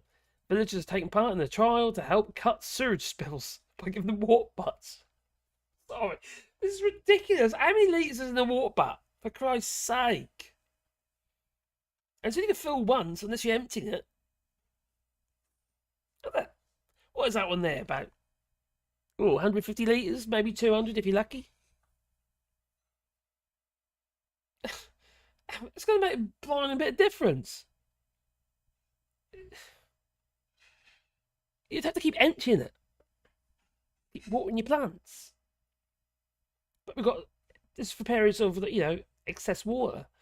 The water butts will already be full. And 150 households in Staveley, Cumbria, have been given water butts which collect rainwater and then slowly release it into the sewage system. Slowly. It should reduce the amount of rainwater into the sewer network during heavy rainfall and therefore cut spills. Well, where I was in Norfolk, we would have soakaways. They don't end up in the groundwater, as in like roof water and what have you, but go into the soakaway. Now in cities and towns and places like that, obviously it's different kettle of fish. They don't necessarily have soakaways. They go into the sewage works or any drains you can find. So it should reduce the amount of rainwater going into the sewer network during heavy rainfall and therefore cut sewage spills. We're talking about 150 times, say, 200 litres. Ain't going to do a lot, is it? What is that, about 30,000 litres or something? Ain't going to do a lot. It's no more than the average above ground swimming pool. About 30 to 40,000 litres. I got my math. Is my math right? Did I say math? Oh dear. So yeah, but the water quality campaign, as I previously said, United Utilities discharged untreated sewage from the Staveley wastewater treatment works into the River Kent for an equivalent of 169 continuous days. This is all over the United Kingdom, just in Kent. It's obviously just in Norfolk and that as well. You see, and obviously the Thames. It's full of poop. People swimming in it. Pick out your teeth. So they've also said that there's been 66 discharges of raw sewage onto the streets of Staveley between 2015 and 2023. Onto the streets! Have we got a tourist industry anymore in the UK, or everyone's sort of avoiding it? Why would you want to come? Is it to watch the spectacle of poop? So Rainwater Butts project is... I forgot something. There you go.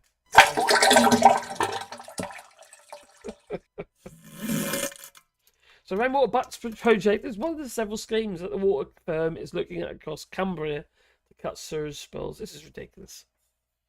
Absolutely ridiculous. But it isn't just there, no. We've also got it in Blackpool as well. Blackpool residents...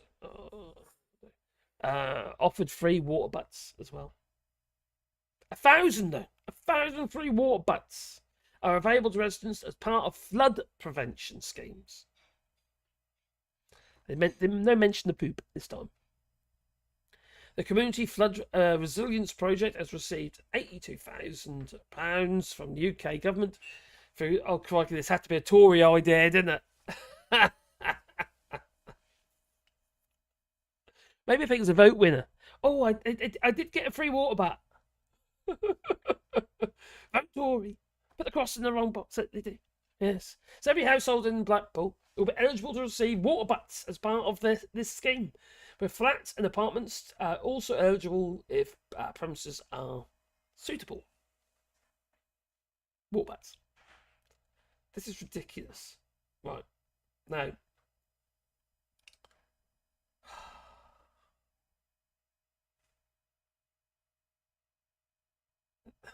this is what's happening in France, for instance. The Dorn, which is south for me, 50 euro grants for water butts. What is the reasoning? Some parts of France are offering financial help to buy rainwater collectors to ease the pressure on water supplies. Not sewage. It's just chalk and cheese, isn't it? You know? And oh, damn it. It's just poop. That's why I said that. Poop.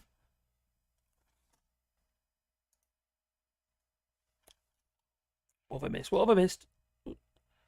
My mother lives in Portugal and retired getting paid for her hard work. And I bet she got a good pension as well. Pensions here in Europe are pretty darn good. I hope I can gain enough credits by the time I retire here to get a reasonable pension. Third world buckets, yes, they are. All shorts, the mostly retired lads at men's shed love the woodwork videos. Brilliant, really? Oh, crikey, that's the guy who's been. Wasn't he doing a load of videos, live videos, not live. It's when men can come together and sort of just talk about stuff. You know, it's like a WI for men, but in a shed. It's really appropriate. That's got quite big, that, hasn't it? The bloke who started that off is up. You had to read about it a while back. Oh, they're loving my woodworking videos. That's cool. Just so you know, if you didn't know, I've got a woodworking channel called Wally Bois. I think there's links in the description, actually. Oh, my dear wife, she's bought me gifts. She has. You bought me a gift. Have I got my tea? Got my tea. All right, darling. Oh yeah, that's it. Oh, go on, give it to me, baby. Oh, blimey. Oh, I need that, I tell you. Oh, what? Oh, really? Is that an offer? I'll see you guys later.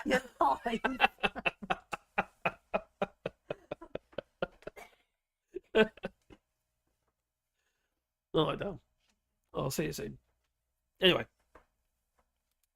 Yes, she's brought me some, along with my beer. All right. Got beer there. All right. Wayne also brought me a glass of some wine as well. That's my elder son. And Caroline just made me tea.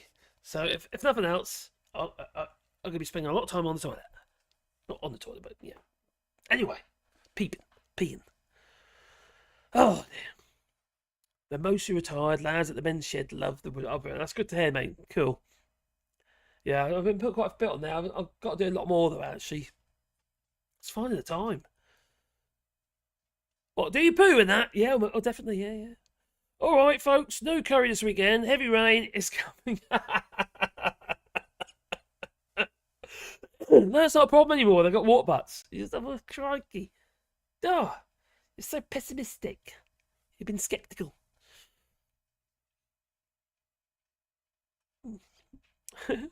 Humid as my way. Oh, crikey, humid as my way. They will be charging those buckets soon. Well, they will. Well, like in the United States, in some states in the US, they I don't know if Ginger's still here, but some states in the US, you're not allowed to have water butts. You're not allowed to collect groundwater to water your plants. No, it's just ridiculous. Hello, Dora. Is it treat time? Is it over this way, darling?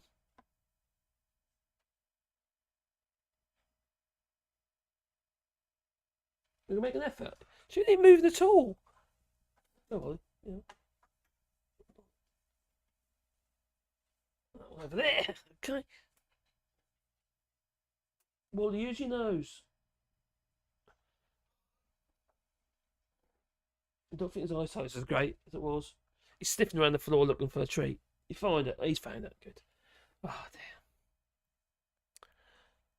Where are we? Where are we? Oh, back in chat. Okay. Hello, Mrs. Allshorts. He's gone to bed, she has. She's an early bird, that one. Oh, Robert Smith, hello there. Oh, Marcus, I remember having to dig soakaways. Oh, crikey, you and me both. By hand, when I was an apprentice. I am a chippy by trade. Hello, me too. I'm more of a joiner than chippy, really. And the boss used to say it's character building. And when I complained about a chippy having to do it, yeah, it's character building. Think about soakaways. There's two sort of ways you can do it. Isn't there? There's the old honeycomb brickwork.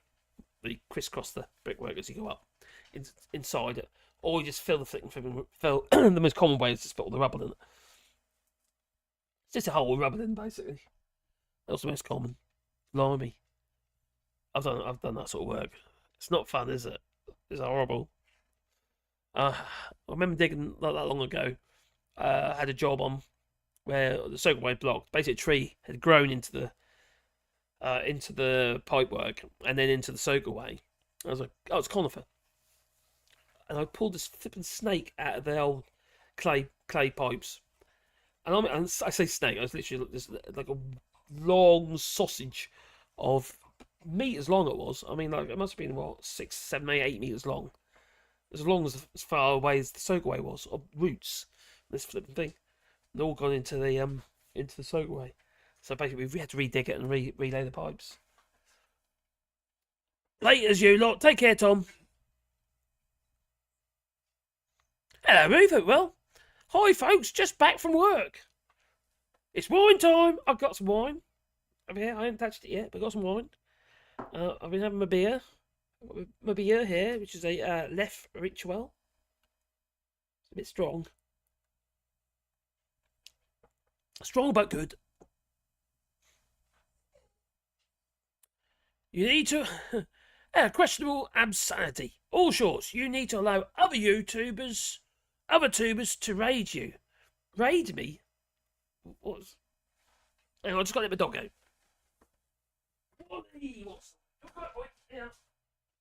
Smaller in number, are we? But larger in mind. Something happened. Oh, Vicky Clee, thank you.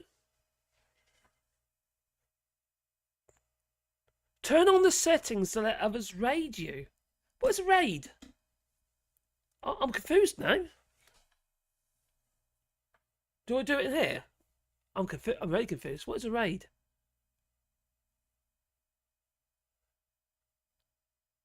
Raid. To raid you? Let others raid you? What is that? Thank you, Vicky Clee. Can anyone tell me what this raid is? Turn on for raid the stream, Marcus. Turn what on? Have I something I don't know here? It lets other tubers bring their audiences to your stream. Oh, I see. How the hell do I do that? I better make a note of that because I didn't know. That's a pretty cool idea. Is that a new thing, is it? To be raided. Right, didn't know that one. So you can bring in other YouTubers into your stream. That's pretty cool. Is that new?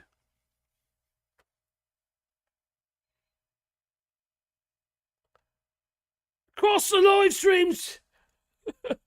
I think it's let the other YouTube channels send folks over when they're live or ending their stream.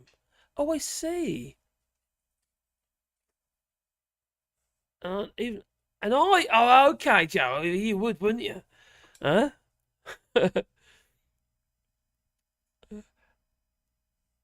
Other channels join the stream, and at the end of their live streams, they can raid your stream, and they automatically watch yours. Oh, I see. It's something they've been doing on Twitch for a while. Oh, I see. No, Vicky Clee says, no justice just wanted to raid into your stream here. Oh, I see, Elena. Okay, how do I turn it on though? How do I turn it on? Can I? Is it here? I'm very confused now. You got me now. Right, current current revenue do members. How do I do it? Stream settings. Is it called raid? I'm looking. Closed caption. Okay. No, enable DVR. That's enabled. Auto start. Okay. Hey, Gingers!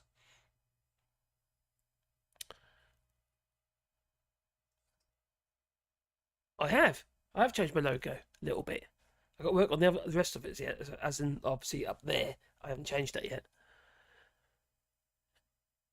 Yeah, and why would the UK... Yeah, definitely. Oh, wait, I'm in the wrong place. I think you do it in YouTube Studio. Is it the time of streaming, maybe?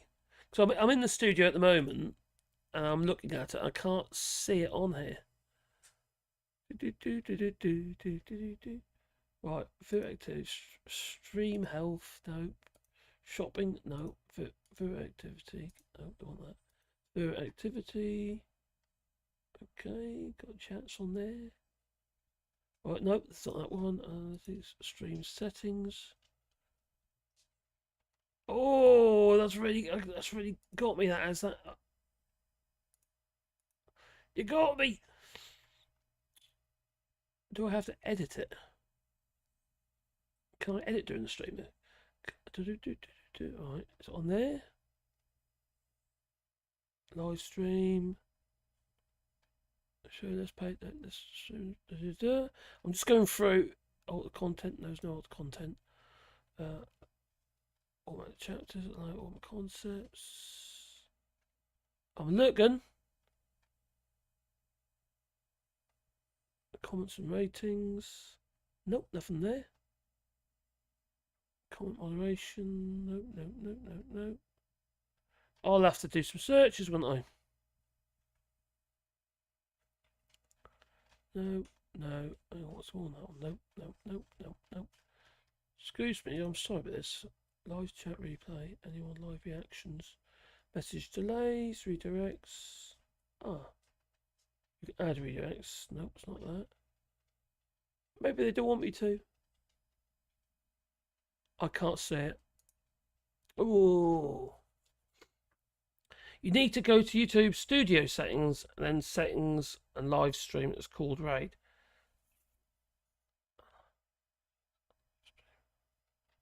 Right, okay, I'll do.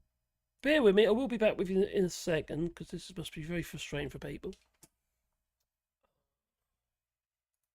Go into live. So I'm in live. Webcam manager stream. Nope, it's not that one. Live ads. Nope. That's for that.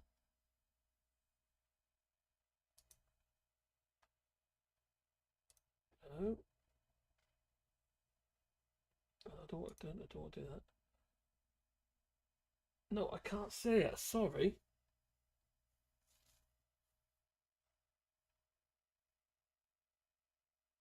Should it be the streaming software? Oh, I'm gonna have to do some research, and I can't keep staring at that. Oh, Graham does it, does he? Okay, I can do that. Ask Graham. Might make more sense. Hello, Robert Smith, everyone. And we've got Stu Viking President. I'm getting the Viking beard. All right, I think my beads in it and stuff. What do you reckon? Huh?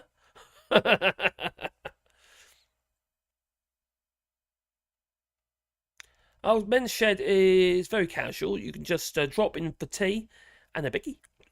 There's literally zero expectation other than signing in for insurance purposes. That's pretty damn cool. There's a lot of stuff for women, but there isn't much stuff, is there, for men to just sit and chat, is there really? Just casual chat. Brilliant for mental health. You know, men do although men bottle it all up, don't we? You know, but men do suffer with it themselves. You know, it's not exclusive to women, is it? You know. I'm not sure it's called Raid on YouTube. Oh, I see. I'll have to look. It might be called something else. I'm very curious though. That sounds pretty cool. Love to do. Yeah, there we go. Yeah, it's my take on Avengers. I've got to read all the other stuff as well. I'll freshen it all up a bit more zappy. Yeah, I've started another channel actually. And just started a few days ago. I think it's got about 5 subscribers on or something stupid, and it's about fibromyalgia because just like vlogging it basically. It's just casual vlogs of how I feel each day and stuff I'm trying to do and what have you, and how I'm sort of managing it because it seems to progressively got worse for me, and it's brain fog and stuff like that. I mean, it's just frustrating as hell, and it does cause a bit of anxiety, and he's saying, a bit of depression and what have you. And okay, I've got this, so I can sort of like talk to you guys and gals, and it's very useful for me in many ways. But men don't tend to say, do they? Not that open. They don't wear their heart on the sleeve generally. It'll be tough. It's silly, really, isn't it? Cheers, Alistair. Thank you. On my way to raid the fridge. Log into YouTube, go to Studio, go to Settings. Okay, click the community under Live Redirects. Under Live Redirects. Okay.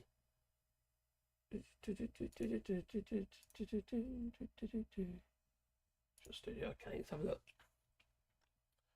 Go to Settings. Where's my settings? Come up there. Settings. Come here. Oh, I'm going into settings. Okay, into settings. Community.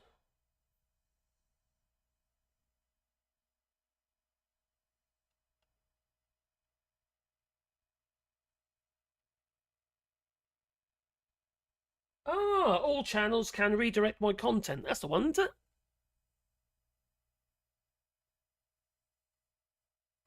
So you do specific channels, or you just get all channels? Is that dangerous?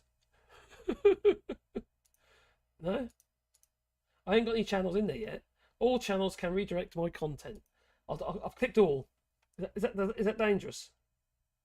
Oh, done it. Done it. Thank you. I got there in the end, I think. I found the set in less than 10 minutes. Yeah, but I'm live stream. Be fair. We're all Vikings, says Doc Davies. Yeah, you got to have a Viking beard, though, you see. Yeah. This is exciting. Anyone has a deck of cards? What?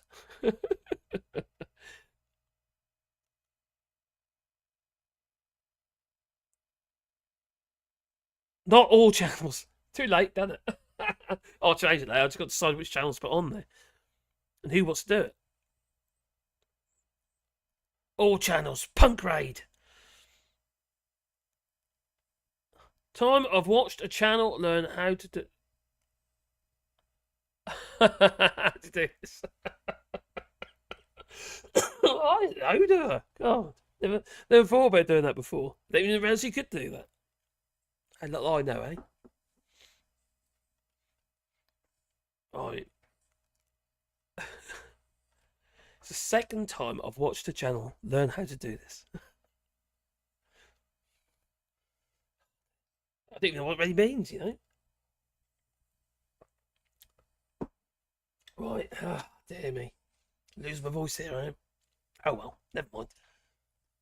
Mods will have a field day at work. We'll see. We'll see what happens. We can always turn it off or just add channels later, can't we? Hi, everyone's. If the beard were all white, it'd be the President Pavel's beard. Yes, it's getting that way. My dad's beard was ginger. It's grey on top of the ginger beard. I'm quite pleased with it. I had a trim up today. That I started growing my hair because I couldn't be bothered, and I was so sick and tired of it. I work in a dusty, dirty environment, woodworking and stuff, and crikey, I dug my head in the barrel. Oh, it would help with subscribers. That's a cool idea. I like that idea. Oh, I see. Oh, that's cool. We're going to talk about the transport fee. Yes, good point. All right, where were we? Where was it? That's a good point, actually. What have we done with it? The transport for London. So we've done water butts. You know, you've got water butts to save the sewage. So there'll be no more of this sewage situation, as you can see here. The water butts will obviously cure the state of the Thames, even though it's not the Thames, it's Cumbria and yeah. So we've done that. You know, so look at this, a bit of sound effects.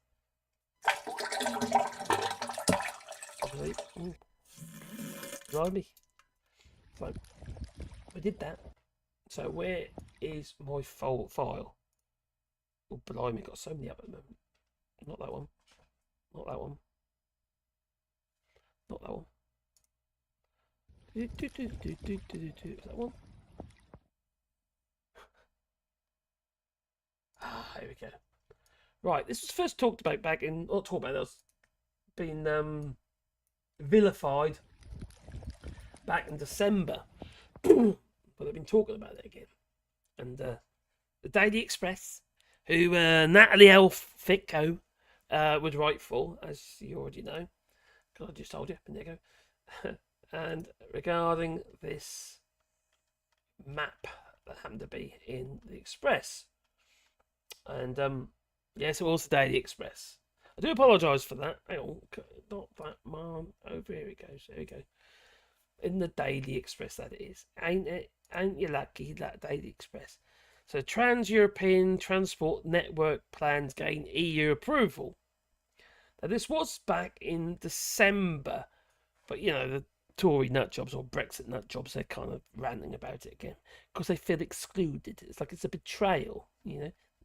Scheming EU they were going on about, which is absolutely ridiculous. The headline was "Scheming EU leaves the UK out of landmark transport plans as the map was Nesquik as the map shows." I'll show you. There you go. Back to the map again. Shows betrayal. Now, Russia's a third country. So all these third countries. Oh, look here, look. In the middle there, Switzerland and all that. It's a third, well, it's not technically an EU. Sort of like got an extramarital arrangement. Oh, yeah, you know. But the UK, as in the United Kingdom, is no longer in the EU. So obviously, it's going to be excluded. But this particular article, they go on, the UK has been left out of major trans-European transport projects that the EU is expected to approve, which they have done though. The Trans-European Transport Network, a regulatory framework agreement between the European Parliament and the European Council, was approved earlier this week by the European Commission, sorry. And the new plan sets mandatory goals such as having all trains in the network reach 160 kilometres an hour by 2040 or faster. 160 kilometres an hour or faster by 2040 and put in place a single European signalling system. Now, this was brought back because they're trying to make it more environmental, more efficient, right across the whole of the EU, which makes perfect sense, and any normal person would think so. But no, the Daily Express thinks it's it's a betrayal. Scheming. Yes. Transport map, apparently, is a betrayal of the UK. It's just stupid. Most is actually down here. It's just stating a few facts, really. Europe needs a transport network that addresses the mobility concerns of citizens and businesses, both sustainable and resilient. It's like Home Goal by Express, really. And that builds a bridge with our neighbours, in particular Ukraine, Moldova, and the Western Balkans, but not the United Kingdom. No. Not with these high-speed links, besides, high-speed trains, or about HS2. Or that was going to be a commercial link, wasn't it? Total waste of money in the end. I think they should go ahead with it personally, but there you go. That's the only chance of levelling up, to be honest. Europe needs a transport network. I've done already, sorry. European Union is expected to place a staggering 12 countries on its fiscal watch list as the bloc's budget comes under pressure. According to the sources speaking to Bloomberg, France is at risk of floating guidance, and Germany and Italy are expected to be deemed as not. They're talking about the debt. We're not supposed to have it to be EU members. So it's 70% debt. And you have to be a member. Well, once you are a member, you can float it. But look at the UK. It's like, it's all debt. All the debt is our GDP. Our GDP is the debt. Pretty much. 2.7 trillion, whatever it is, the debt. And you've got this David Cameron nut job going on about how great everything is. You've got to stick to the plan, and Richie Sunak's got a big brain. Something like that. I say to him, stick to the plan. I mean, I think the Prime Minister is a good man doing a great job at a difficult time. I say to him, stick to the plan. I mean, I think the Prime Minister stick to your pigs, quite frankly. Oh, blimey. He's one awful human being. There we go. It's a bit more of him. There you go. And you've got a choice now where you can see one team, the blue team, with a very clear plan to secure Britain's future with a strong economy, with growth and jobs. And you've got a Labour Party that's just praying that people don't... Oh, that was enough of him. Oh, blimey, these people. They walk amongst us, unfortunately. But what the thing is, though, you see regarding Daily Express and the Brexit nut jobs, what have you, they're going on about this, but they never bring up the fact that Brexit has made the UK, it's ostracised the UK by default. It's just how it is, isn't it? And then you've got these other idiots saying things like, oh, we don't particularly want to be a part of the EU. No, you can keep your best EU, yeah. We have no beef with the countries themselves, but not the EU. Oh, crikey. No. It's just ridiculous. Don't they understand that the EU is the countries, just happen to be a union? It's not a single entity. Is it? I know I'm preaching to the converted, but it's not. Quite frankly, people want to be outside the EU, got to be part of it, haven't you? Yeah. Looks like they're getting exactly what they voted for. So there'll be interconnected Europe-wide transport infrastructure, and then there'll be little old butchers apron on the edge of it. No integrated infrastructure, only with themselves. How insular is that? No freedom of movement.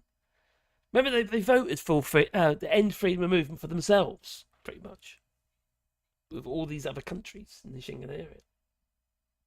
And now we've got the 90 and 180 days. And my dodgy passport comes tomorrow. Yeah. I did the photograph. I had to redo it several times. There you saw the first one I did with the wig. They didn't like that. Yeah. So, Brexit's an absolute shithole. It really is. Just like this guy here, Liberal Democrats, pretty much, they're not very happy about Brexit either, even though they're a bit of a wet blanket. What a wet blanket Ed Davey is. Oh, really? He's Why? so tired, he's exhausted, he's got no energy about him. Oh, Lord. I mean, the last thing he said was this is the most incompetent government he's ever seen. Where the hell was he during Liz Truss and Kwasi Kwarteng's reign and Boris Johnson's? For goodness sake. You could also make the argument, of course, he helped bring them in initially with Nick Clegg and David Cameron. He helped usher them in. You know, I say this as a Liberal Democrat for over a decade. I mean, I kind of supported them in the coalition and holding the Tories back at that time. But this supermarket bashing, you know, this is what Ed Davey should have been saying, right? 7 years ago, we had a referendum about the European Union. Everybody in the world, the International Monetary Fund, the World Bank said, look, if you do this, it's going to devalue your currency. Half of our food is imported from the European Union. A significant amount is imported in dollars. When we devalued our currency by 26% as a result of Brexit, it increased our food costs by that similar sort of amount. Now, the supermarkets for years have been absorbing those currency fluctuations. They've been absorbing their increases in supply costs, and you can look at that from their annual returns and their P&Ls and their balance sheets over the last few years. They've been absorbing that, and their profits have been reducing. So they've actually been saving the consumers from this cost of leaving crisis, and it's a result of leaving the European Union that our costs are increasing. Energy is traded in dollars. The same thing with our energy prices in the UK. They're much higher here than anywhere else in the world as a result of us devaluing our currency. And Ed Davey is the leader of the Liberal Democrats saying his only job is to get the Tories out. Well, he could go and work for the SNP then, couldn't he? Or the Green Party. Or UKIP. As long as it's getting the Tories out, what the hell is he on about? This is the Liberal Democrats he's supposed to be representing. I don't think you argue with that. Blimey. These people. Like I say, they walk amongst us, they do. Making the chat. Crackling. Oh, dear.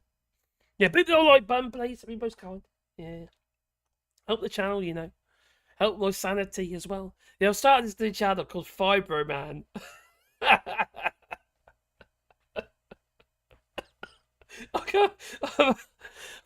What's this ridiculous sounding name for a channel about fibromyalgia? I just couldn't resist. It's just up my street. Fibro Man. Need a cape. No, you get sucked in by the engines, don't it? No, I don't want that. And these are not events, folks. These are predictable consequences. The UK was warned about. Yes, they were. Even warned by WTO about years ago, and they knew it. And it was just it was tribal. The whole Brexit thing was tribal, and it's cognitive dissonance. And it's no matter what you told, what facts you put in front of it didn't matter. It was just so tribal. It's just as far as they're concerned. Just got my Brexit. I just want my Brexit, they say. You know? And there's no getting away from that. They got their Brexit and they're shit. And now you're going to have your, oh, well, at the moment you have your passport stamped, now you have your biometrics taken. Yeah? Like I say, rectal exam and fingerprints. Yeah. I wonder what they do first.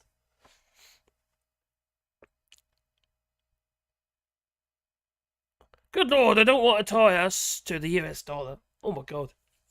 Well, you know what happens, don't you? What happens in the US happens in the UK eventually.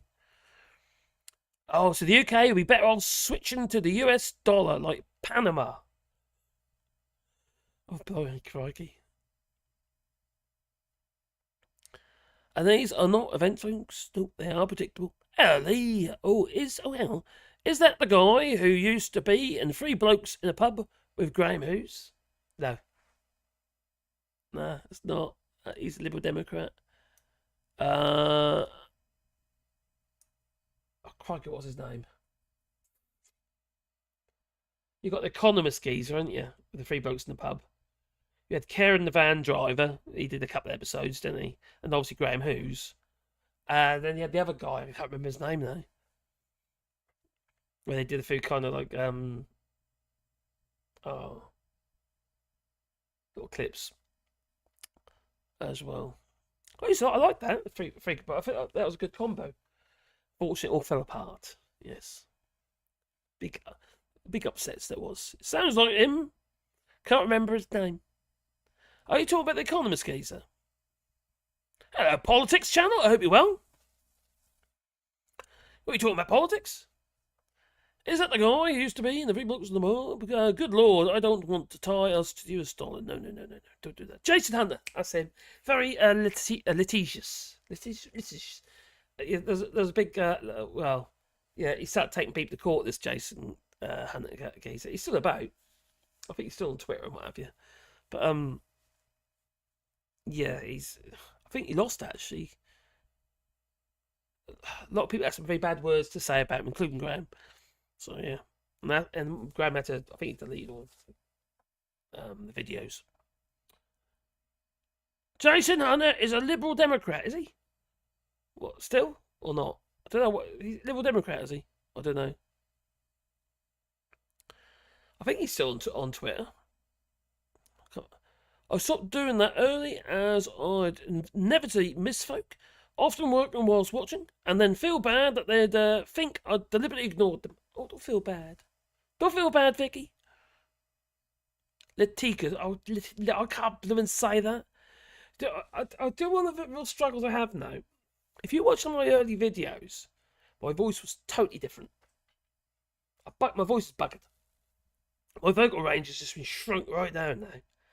So I struggle to speak sometimes. I always lose my voice. So it's very frustrating. Sunday Viking, I hope you're well, mate. I deliberately ignore people all the time. It works for me. I think I said this in the previous video. People who disturb your chi, push them back. Yeah, remove them from your inner circle. That's what you got to do. Otherwise, they'll just get on your tits and upset you. Some people just there to hurt you. That's all they are. And sometimes it's family members. You know, sometimes you have to say, enough is enough. I have enough of this. I'm going to move on. You know, or put up some barriers, whatever, to make it harder for them. Yeah, like move to France. Oh dear. David Cameroon, nickname Pork Scratch. Yes, pork scratching, itchy pigs. I actually like pork scratchings though. Yeah, but we do our own pork scratchings. You do them in the air fryer, you know. If you've got an air fryer, you can do really good pork scratchings in the air fryer. As long as you keep the little fats going.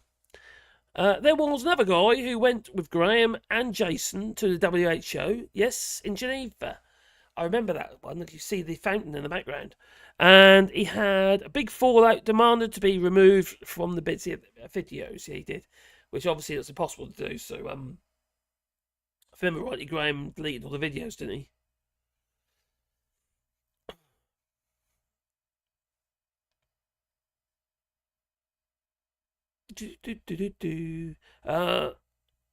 I am doing 3 things right now, and sometimes I'm acting as a mod in other streams, but all shorts is on my off time. Cheers, Joel. Now, Joel actually leaves some very informative comments on my videos, which I'm very appreciative of. And although I can't always comment on all videos because I'm burned the candle at both ends, I'll be absolutely honest with you, and because I can't always comment, but I do actually read. I still go through all the comments. I should stop working. Yeah, I should stop working when not paid. Oh crikey! Don't work when you're paid, not paid. You know. Can anyone guess what David Cameron's favourite scene is in the film? Southern Comfort. I don't know. Oh, crikey! It's got a pick in it by any chance. Son of a Viking, well, better to ignore some people than confront them.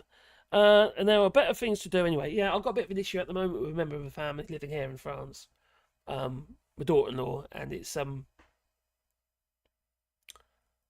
she'd have grumbled about me because Caroline broke down in a scooter, and I had to get Caroline back, but my daughter-in-law assumed that I was going to drop Caroline off straight away.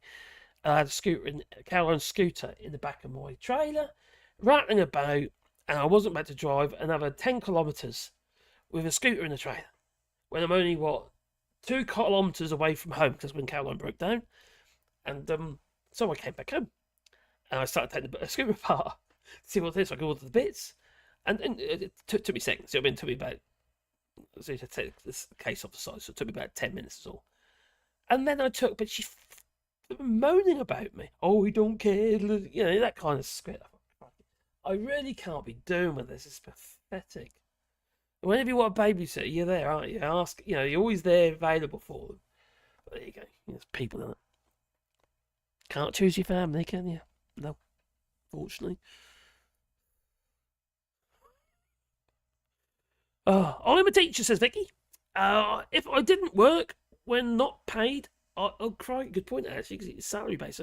I'd have hell on earth in the classroom the next day. Good point.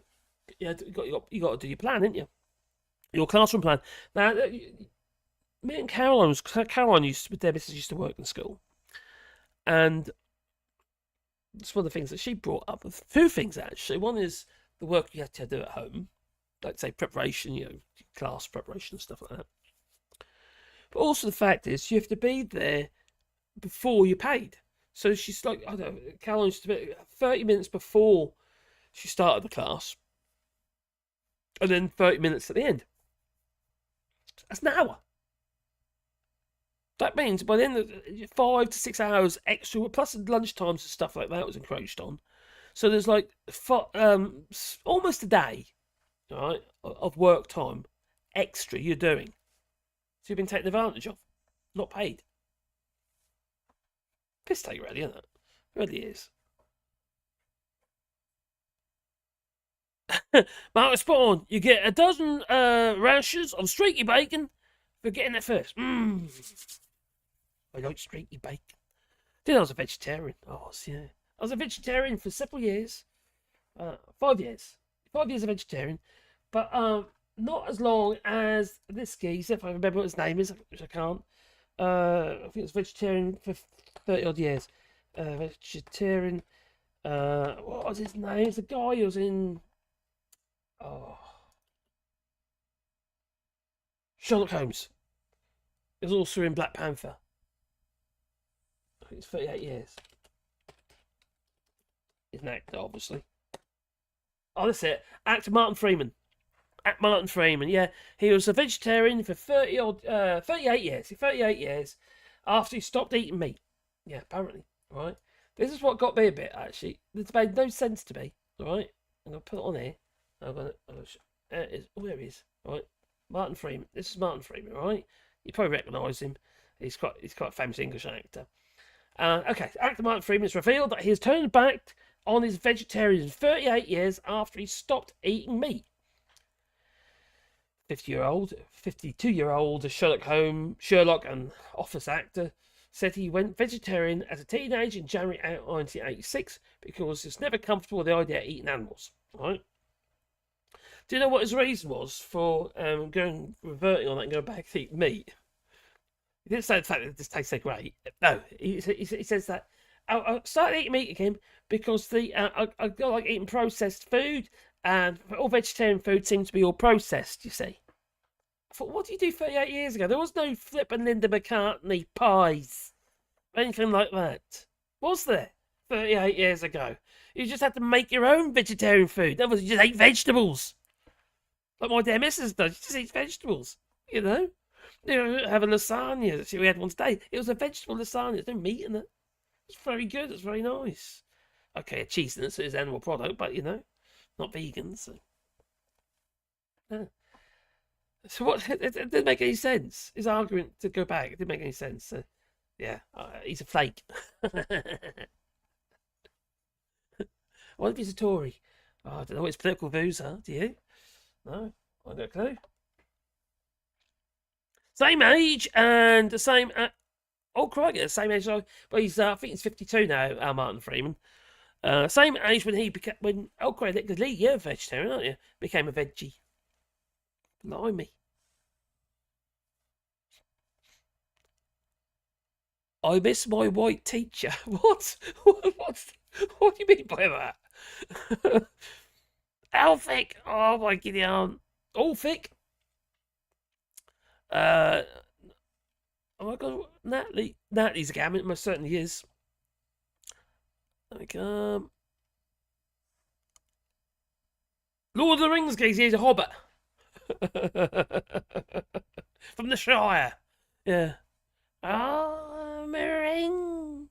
Oh, it's a bit itchy in that. Oh no, that's David Cameron.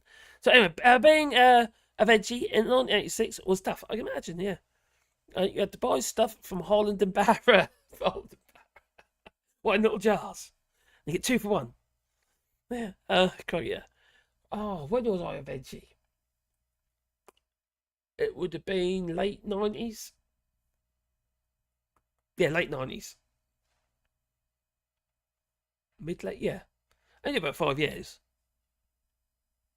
Like vegetables, they are great to eat with meat. Meat and 2 veg. Or 3 veg. Red lentils are... Oh, I love red lentils. Red lentils are a great substitute for minced meat in the bolognese sauce. And no processed food at all. No. Just dried lentils. I don't get that. I just... this craving to have something that's like meat. Some meat substitute. There are no meats. You know, it's either meat or it's not meat. You know, if it tastes fake, it's fake. You know, it's just... Okay, some stuff... I have to admit, Linda McCartney stuff was pretty good. And sometimes cow I might get soy mince, or having stuff like that, you know, just for the texture, I suppose. But then again, you're trying to make it as mince, aren't you? It's not really mince, is it? Just doesn't sort of. I don't see the point. It's like burgers and what have you. There, vegetarian burgers are all dry and horrible. I'd rather have a bean burger or something, an actual vegetable burger. Yeah, some kind of sort of fritter thing, and it's they're nice, you know. We make them ourselves, so. And that's somebody who likes to garden. Got to do a bit of gardening. It's good to actually grow your own veg. And so actually, I tell you what's lovely. I'm looking forward to this because getting into the garden season and all that, you know, cropping and all that. Just go in the garden, pick a few vegetables, either do a stir fry or something like that, or make some. Grab a few free range eggs. It's nice. Just really, really nice. No, at the moment, I tell you what I'm doing at the moment. I go wander in the garden, asparagus.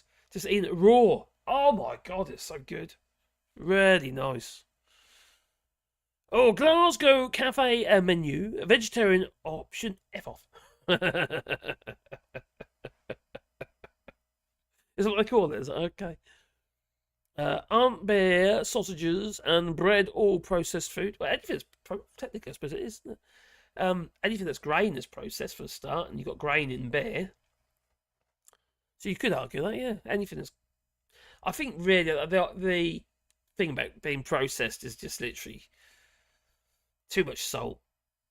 You know, the stuff that comes in boxes, in little packets and stuff like that. That's kind of what we consume as, or consider as processed food. Because, not be funny, we have processed peas. Are they processed? Are they unhealthy? No. No. But all that shit that you can get from places like McDonald's and crap like that. Bloody hell. Monosodium glutamate, eat your heart out, literally. Did you get your genes tested? Were they more or less... Oh, Politics Channel. More or less 50% African. Now, it's actually illegal here. You know, if you do the DNA test thing, you can't get done in France. It's illegal. So I'd have to do it in the UK. But I would be very interested because my mum was part Indian. And was she quarter Indian? Makes me about an eighth Indian. Quarter, yeah, she's quarter Indian. My dad was very Norfolk, to say the least. And it would be very interesting to see what your heritage is. And those people who, you know, who are big on being, oh, I'm English, me. It'd be quite interesting to see what they are as well. But probably something they're not too keen on. Probably German or something, yeah. I was a baker's son, grandson, etc. So we usually bake our bread at home. Flour, yeast, salt, and water. It's very simple ingredients. And then the basic ingredients, if you get a baguette traditionnelle here in France, they're not allowed to add anything to it by law. If you ask for baguette traditionnelle, you're just going to get a very simple baguette. Tinned vegetables are nutritionally valuable as fresh veg. Yeah, they are. And the same with frozen vegetables, isn't it? I don't think that's really the problem, is it? It's when you're trying to make them into little galettes, you know, little pâtés and stuff, and you're whacking a load of salt in there, a load of sugar in there, a load of other stuff, monosodium glutamate, put a bit of batter around it, or some sort of breadcrumb or stuff like that. You know what I mean? That's all full of shit, isn't it? You know. And the other problem with highly processed foods is the fact that your body doesn't work hard enough to digest it. You just, it's mush. We're all immigrants. We are. Yeah, and all this expat crap, it's load of bollocks. It really is. I don't buy into that at all. Well, you know that already. Right, let's bring it over. Oh. What's going on here? Right. Fresh widow and mill. It's about as much process as should be done. Yeah, that makes sense. Anything more than that says questionable obscenity. I would call it ultra processed. Okay, that's good terminology then, isn't it? That makes sense. Ultra processed foods. It's kind of what they use anyway, really, because there's loads of foods that are processed but are perfectly healthy. Now, through the winter period, we either use our own veg that we've frozen, or grown in the garden, what have you, or we'll just buy frozen veg. Now, I'm only growing peas for fresh peas this year. I've not grown peas to freeze because it's just not worth it. The amount of work it takes to actually to harvest and shell all those peas, it takes absolutely forever for this little tiny bowl of peas. It's not worth it, really. And when you can get we bought 2 kilos of peas the other day, 1.5 kilos, sorry, 1.5 kilos of peas, petit pois here in France, and it's and that was under €2. It's just not worth it. We better spend our time on other parts of the garden. Oh, okay. Portuguese, German, French, and some Danish as Joel. Oh, with a bit of Baltic as well. I'm a pure breed hound dog. Oh, well, you are. I'm an Anglo-Saxon. I think I'm a mixture of all sorts. On my granddad's side, so on my mother's side, my nan was half half Indian. She was a character, she was. My God. She was awful. She really was. Anyway, but my granddad's side, I'm pretty... I think he was Irish. I need to find out. Because I might be getting an Irish passport. That'd be good. I did my DNA, says Doc Davies. Oh, what are you? What are you made of? As Tom says...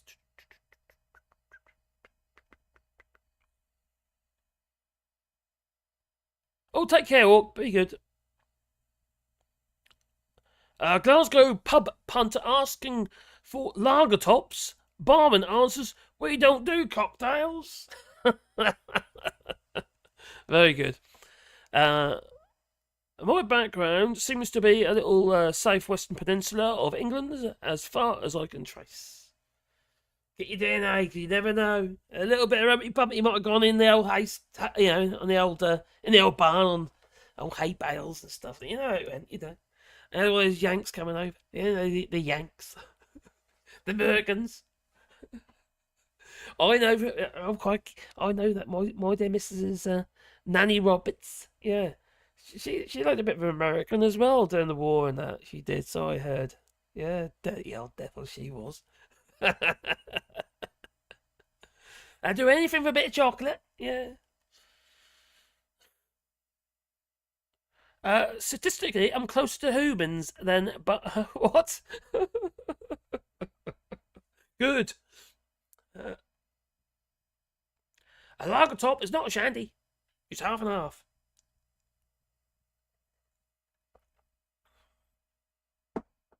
Oh.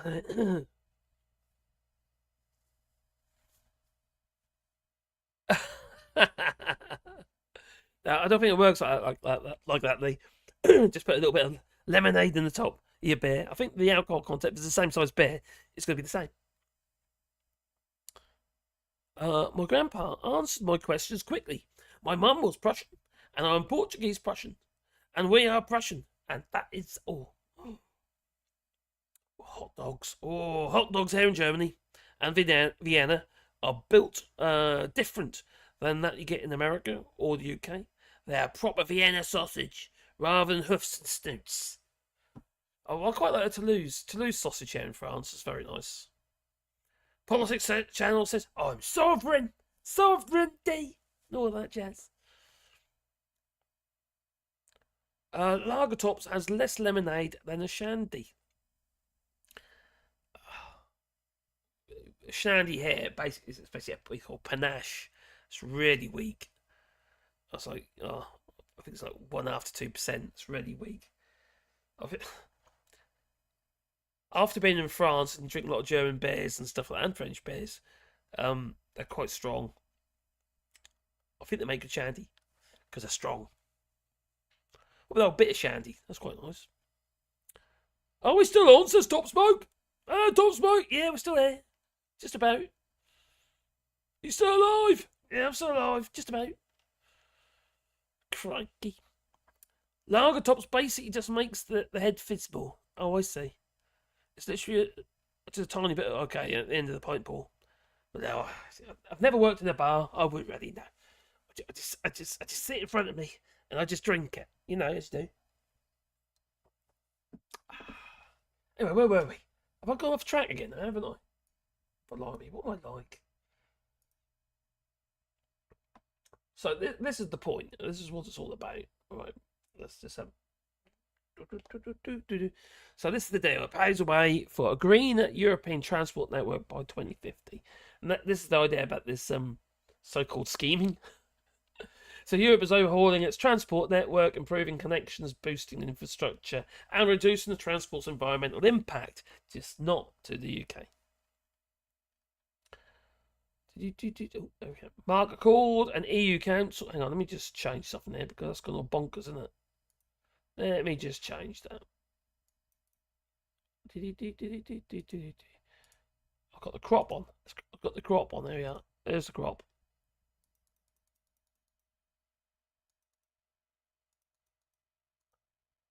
That made a blind bit of difference. Maybe I just got to. It doesn't format. That's annoying. Crikey, that's really bad. Oh, anyway, here we go. So, ambitious deadlines. A core network by 2030 and an extended core network by 2040. A comprehensive network by 2050. The agreement introduces 9 key European transport corridors and aims to be seamless. A seamless, high-quality transport. Hang on, how's that going to work? Isn't the gauge of the trains in Spain different to France? How's it going to work? So it'll be seamless this time. You have to get off the train, I'd imagine. I might be wrong, but I thought they got a different gauge. A wide or narrow or something, I don't know. The agreement introduces 9 key European transport corridors and aims to be seamless, high-quality transport network. Member states must align their transport and investment plans with the new sustainable connectivity priorities. These corridors are poised to form the backbone of a transport network that facilitates sustainable modes of movement, including rail, inland waterways, short sea shipping routes, and roads, thereby connecting 424 major European cities more eco-efficiently. Well, it makes sense, doesn't it? It's just logic, isn't it? If you can get rid of all the crap in between, you're going to make it smoother, aren't you? And you might encourage more people to use the trains instead of getting in their cars as well. So there's that too, I suppose. So what you need to know is this. Europe is overhauling its transport network, improving connections, boosting infrastructure, and reducing the transport's environmental impact. And the right-wing nut jobs have got an issue with that because they're not in the plan. Just like we're not in the satellite plan. We've got this dodgy satellite system that doesn't work. You know, we're not on any flipping plan. Even the science plan has gone a bit part under the horizon and all that. Oh, dear me. It's a mess. Brexit. Oh, isn't it lovely? Who loves Brexit? I know Top Smoke does. He thinks it's wonderful. Don't you, Top Smoke? I know. Right, yeah. Well, there's an article here regarding statements made by Wes Streeting and crikey, workforce and winter under Labour. Plans. So an exclusive BMJ interview. Shadow Health Secretary outlines how he will tackle the NHS workforce crisis. I honestly did not know he's going to do that. We'll get into that in a moment. Oh, Mad Monk says, Lee Cord, when I was asked to live live a pint in the world. Sorry, to live a pint. Ask to live a pint in the world and get a whiskey glass and turn it upside down on the bar and hit the pint glass bottom in it, and it would put the head back on the pint. There you go. I bashed the pint, glass just to get the bubbles going again with a stick on the sides. Hitting the hay. Good night, Grant. Take care, my friend. I hope you're well, and hope you have a great night. I'm sleeping a lot better now. I am, since I've been taking my tramadol at night. So, and also half a prednisolone, and I seem to be sleeping through now, which I haven't done for months. So I used to get lots of broken night's sleep. You see, because the thing with this fibromyalgia is, now I know what it is. You get comfortable and you sleep for a bit, and no matter how comfortable you might be, you end up being uncomfortable. You get pain or something like that, and then you reposition yourself. And the same thing every couple of hours, you keep waking yourself up. So you wake up 3 or 4 times a night, and then you get to the point where it gets hard to get back to sleep. So it's disturbed sleep. So you never get into deep sleep, do you? So you don't get a good night's sleep. No, not all bright and nutty like, So good night, Grant. Thanks for joining us. Most kind.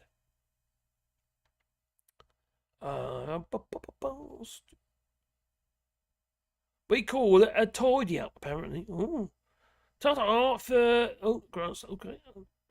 Ta-ta for new. Is that Scottish by any chance? Is that Scottish or... Thank you, Elphicke. As in the film, The Green Mile, I'm tired, boss. Dog tired. Love the Green Mile. I thought that was a brilliant film. I'm tired, boss. Dog tired. So am I. I'm always tired. Actually, not too bad at the moment, to be honest. Keep losing my voice, though. I'm really struggling with my voice at the moment. So it's just how it is, isn't it? It's something you'll put up with. So have you. I've got put up with it. It's quite hard. Peace out. Night, Grant. Take care, my friend. You're most kind. Thank you. Right, anyway. Where's Streeton? Remember him? Oh, well, Shadow Health Minister he is. Yeah, I'm not that keen, actually. I was, but all this kind of talk about, oh, yeah, we've got to completely redo the NHS, and it's no good just asking for more money and stuff like that, We need a complete revamp of the NHS and incorporate more blooming privatisation, it seems.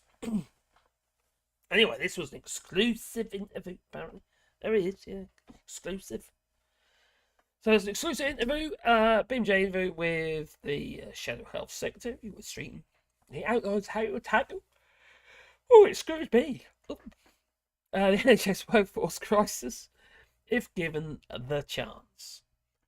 His take on the junior doctors' industrial action and how he could handle next winter. Well, unless you actually back down with the junior doctors, well, then nothing's going to happen there, is it? They're not going to... I suppose you could argue that if there's some sincerity in the negotiations, maybe something could happen positively. Anyway, with a general election booming. Oh, it's a general election around the corner. We don't know. Richie Sunak's going to be holding on until the last minute, although some are saying that maybe it's a good idea to do it now. Before Reform Party gets more Tory voters. And before more Tories defect. So with a general election looming, West Streeton could find himself Health Secretary by next January.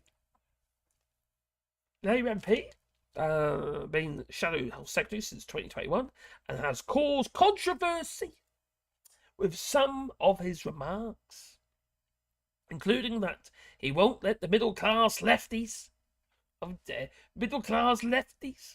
stop him from using private providers to tackle NHS waiting lists. See, this is disgusting. I'm sorry. We need to pull away from private. If a private company can do it, so can a state-run company do it. It's just bad management. That's all it is. If they can't, that's the way I say it anyway. Same with everything else. So it doesn't sound very Labour to me. Not very socialist, definitely not. Middle class lefties we are. Well, the middle class are being eroded at the moment anyway, so...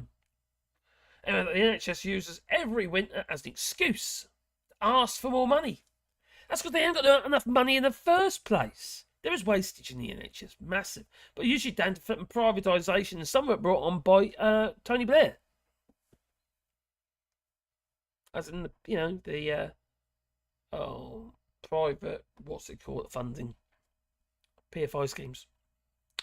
So speaking to the BMJ, at the Royal College of Physicians, London office, Streeting stands by his comment on winter pressures. I think what I find frustrating is the poor planning ahead of winter.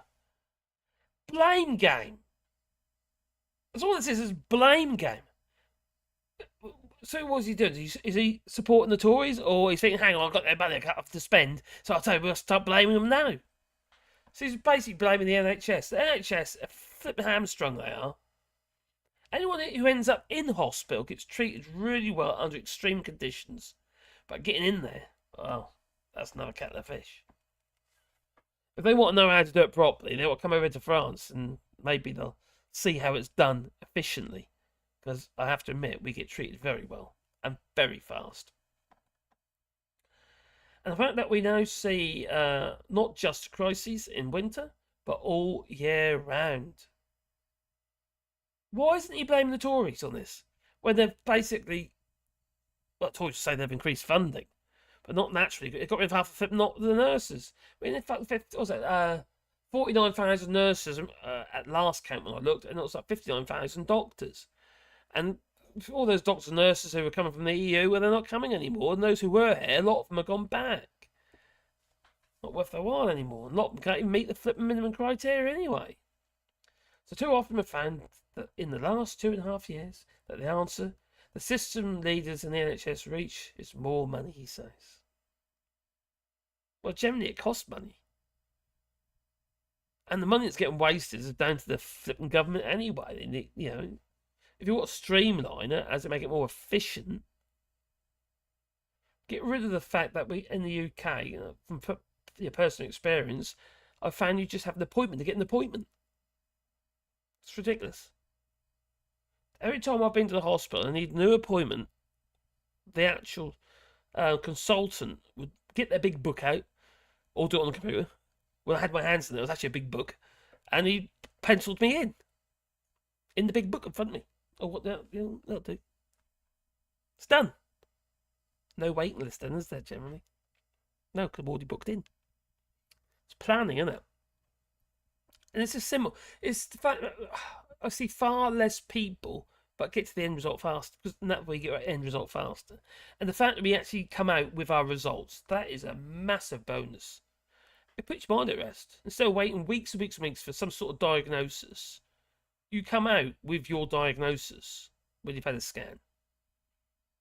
They tell you there and then if there's a problem, and then it goes off to be double checked and stuff like that by the consultant.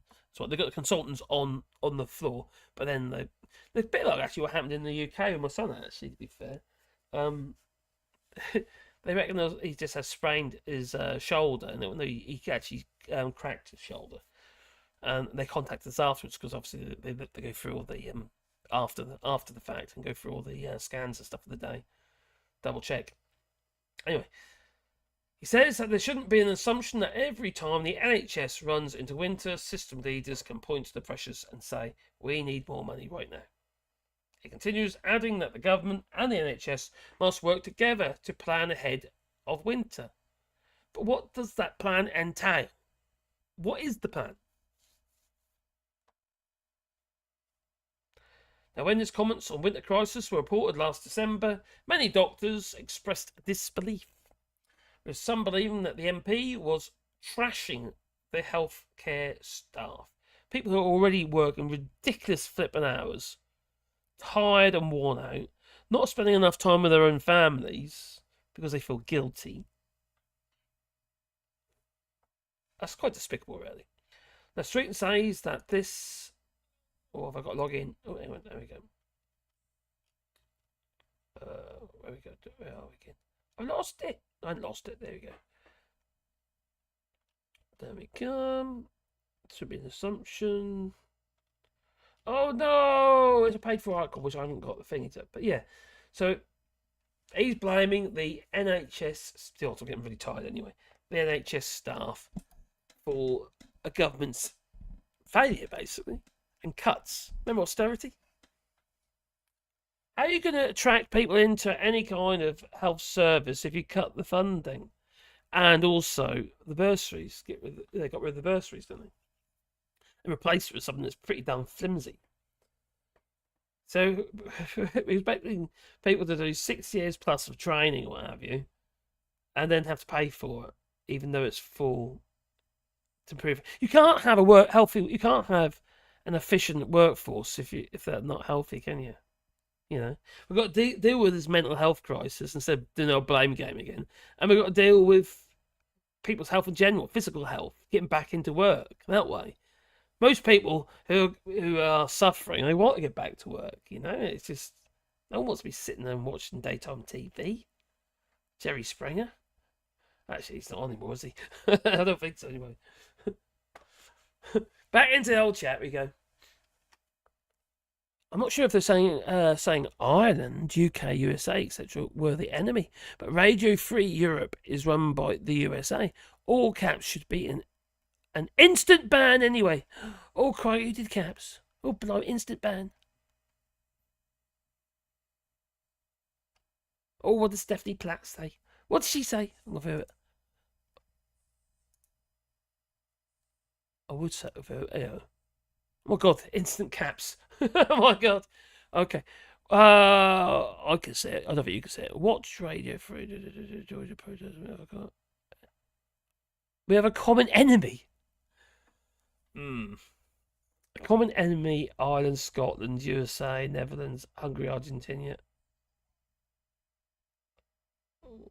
That sounds older than bollocks. Anyway, let's skip past that one quickly. Cheers, Lee. I was commenting on a list of countries that removed comments, not including the UK. All right, where were we? What have I missed? Take care, Derek. Thanks for being there, mate. Stuff to do tomorrow. A good night. Oh, bonsoir too. Yes, Lante. Slint. There we come. What have I missed? What have I missed? Quick modding, yes. Thank you, Lee. Lee, you beat me to that one. Thanks, guys. I was checking their channel activity. Oh my God, you're furry, you, aren't you? Blimey. Checking their channel activity. Censorship. Oh my God, Elon Musk, he won't be very happy, would he? No.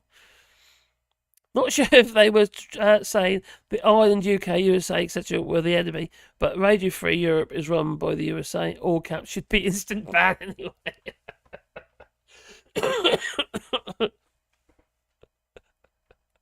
Maybe.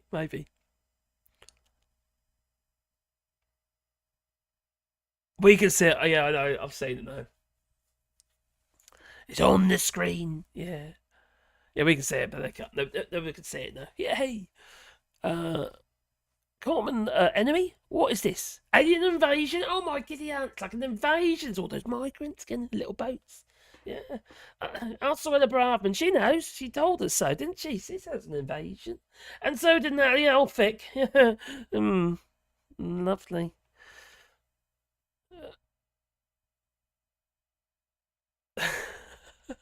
Did I show it anyway? Sorry. Oh, can you see it still? I'll remove it. It's gone. I thought it was removed, but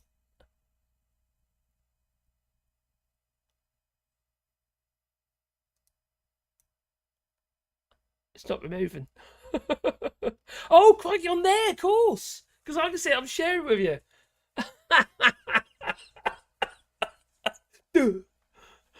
Oh. Hang on, you can't see that when I highlight that on there, but I've got it's come up on there as well, isn't it? And then you can see it because I'm sharing it with you. What an idiot. Sorry, Lee. I undermined your hard work. I'm upset that the UK didn't make the common enemy list. Yeah, the thing is, though, the UK is dabbling its fingers in any pie it can in regard wars and stuff like that. In our name. It makes us all complicit. And now they're saying, no. It will. What's he say? David Cameron says, if we ban sending munitions to Israel, we will just make Hamas stronger. I don't know how these people sleep at night. I really don't. There we go. We can see it. It's on screen. Sorry, buddy. I understand what you mean, though. Common enemy? What is this? Alien invasion? Oh, yes. Okay. Are you patronising me or something? Probably. The aliens are coming and little UFOs, yeah. You literally display it on the screen. Yeah, I know now. I was looking over there. I wasn't looking over here. I apologise. Sorry. I forgot. Anyway. It's hard as live streaming, luck. You know it's difficult, and I'm on my own doing it. But my mods, that I undermined. Oh, dear.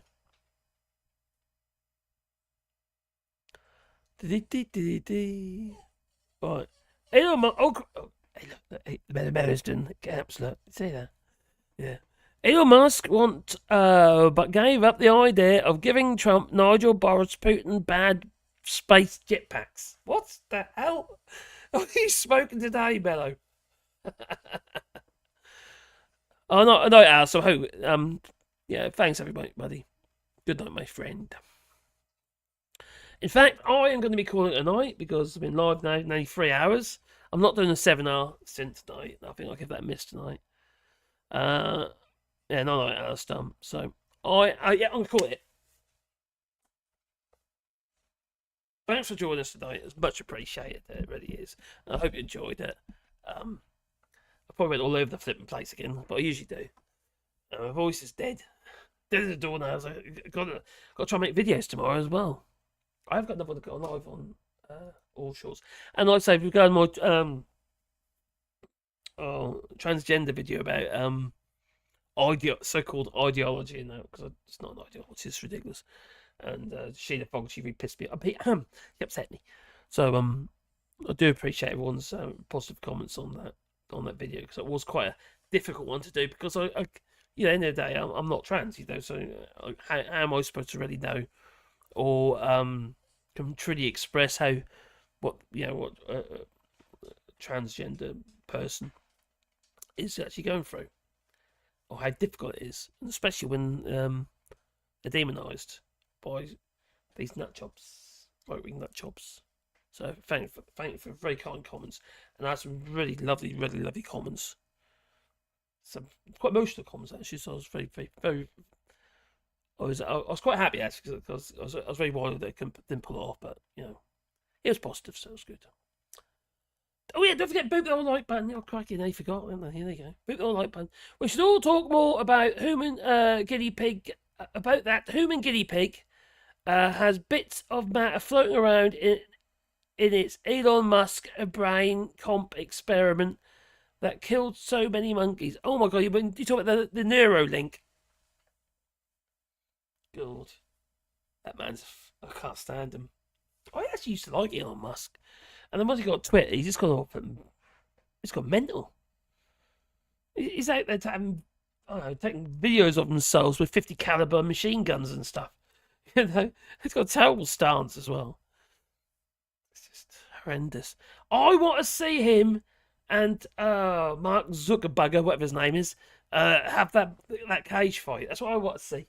Because Mark Zuckerberg absolutely thrash him big time.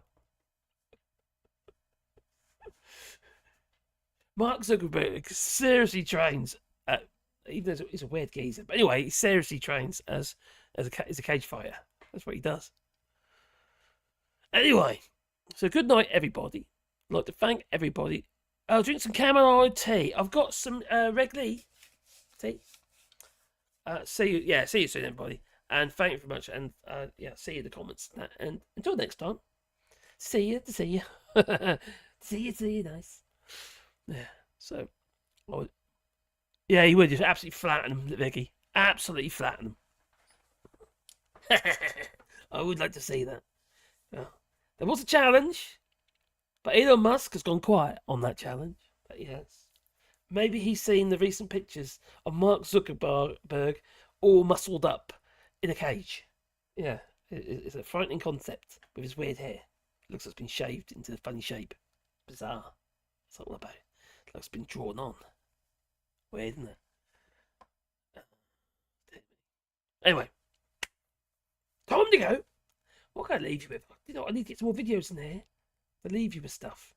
So we haven't done. This is really important, and it's something we have to do on a weekly basis. Because we need to thank the mods, and one mod in particular, Mad Monk. This is his favourite clip. He obviously likes this clip. I've heard. Yeah, there you go. That's for Mad Monk. But thank you to the mods and that for spannering. Very much appreciate that it is, even though I cocked it all up. Oh, heavy rain in the UK apparently. We had rain here today, not heavy. Oh, look at that. You want to take him home and give him a cuddle? No? Okay. Don't have to. No. Oh, crikey. What is a relevant video can I do here? Oh, crikey. Oh, it's the lovely people, aren't they? These Tories. They're so great. They're buggered, aren't they? Crikey, you've got Lee Anderson now in the Reform Party. He's been spouting loads of rubbish, hasn't he? Oh, Trump has been in the courts. Yes. You like me, and this room is a love fest, I know that. But you have no choice but to vote for me, because your 401ks, down the tubes, everything's going to be down the tubes. So whether you love me or hate me, you got to vote for me. No, thank you. Yeah, but also, the judge said, no, we're not going to set a trial date for your photocopying of secret papers. No, why would we do such a thing? No trial date to be set. No. Is he going to get off? Possibly. He's such a foul individual. But there's no collusion. Collusion. No collusion. No collusion. There's been absolutely no collusion. So help me God. But it could be worse. We could have, instead of Natalie Elphicke in Labour, we could have President Trump is joining some of the most incredible people in history being arrested today. Nelson Mandela was arrested, served time in prison. Jesus was arrested and murdered by the Roman government. There have been many people throughout history that have been arrested and persecuted by radical, corrupt governments. And it's beginning today in New York City. And I just can't believe it's happening, but I'll always support him. He's done nothing wrong. Recent polls have shown a fifth of Americans can't locate the U.S. on a world map. Why do you think this is? I personally believe that U.S. Americans are unable to do so because some people out there in our nation don't have maps, and I believe that our education, like such as in South Africa and the Iraq, everywhere like such as, and I believe that they should, our education over here in the U.S. should help the U.S. or should help South Africa and should help the Iraq and the Asian countries, so we will be able to build up our future for our children. Thank you very much, South Carolina. Are you like a crazy person? Oh, yes. That she is. So there's no hope, is there? No. But there again, we've got Natalie Elphicke and Labour now. Yeah. Crazy. But you see, all you need to do is, well, for Natalie Elphicke, is what she would like to do is build. We're gonna build the wall. Mexico's gonna pay for the wall. We're gonna stop drugs from coming in. Right, apparently so. Or you could just shoot. The people, my people are so smart. And you know what else they say about my people? The polls. They say I have the most loyal people. Did you ever see that? Where I could stand in the middle of Fifth Avenue and shoot somebody and I wouldn't lose any voters, okay? It's like incredible. Oh. Lovely. What an awful geezer. That he is. Anyway, good night, everybody. And I hope you have a lovely week. And don't do what I wouldn't do, would you? No? Okay. Toodaloo.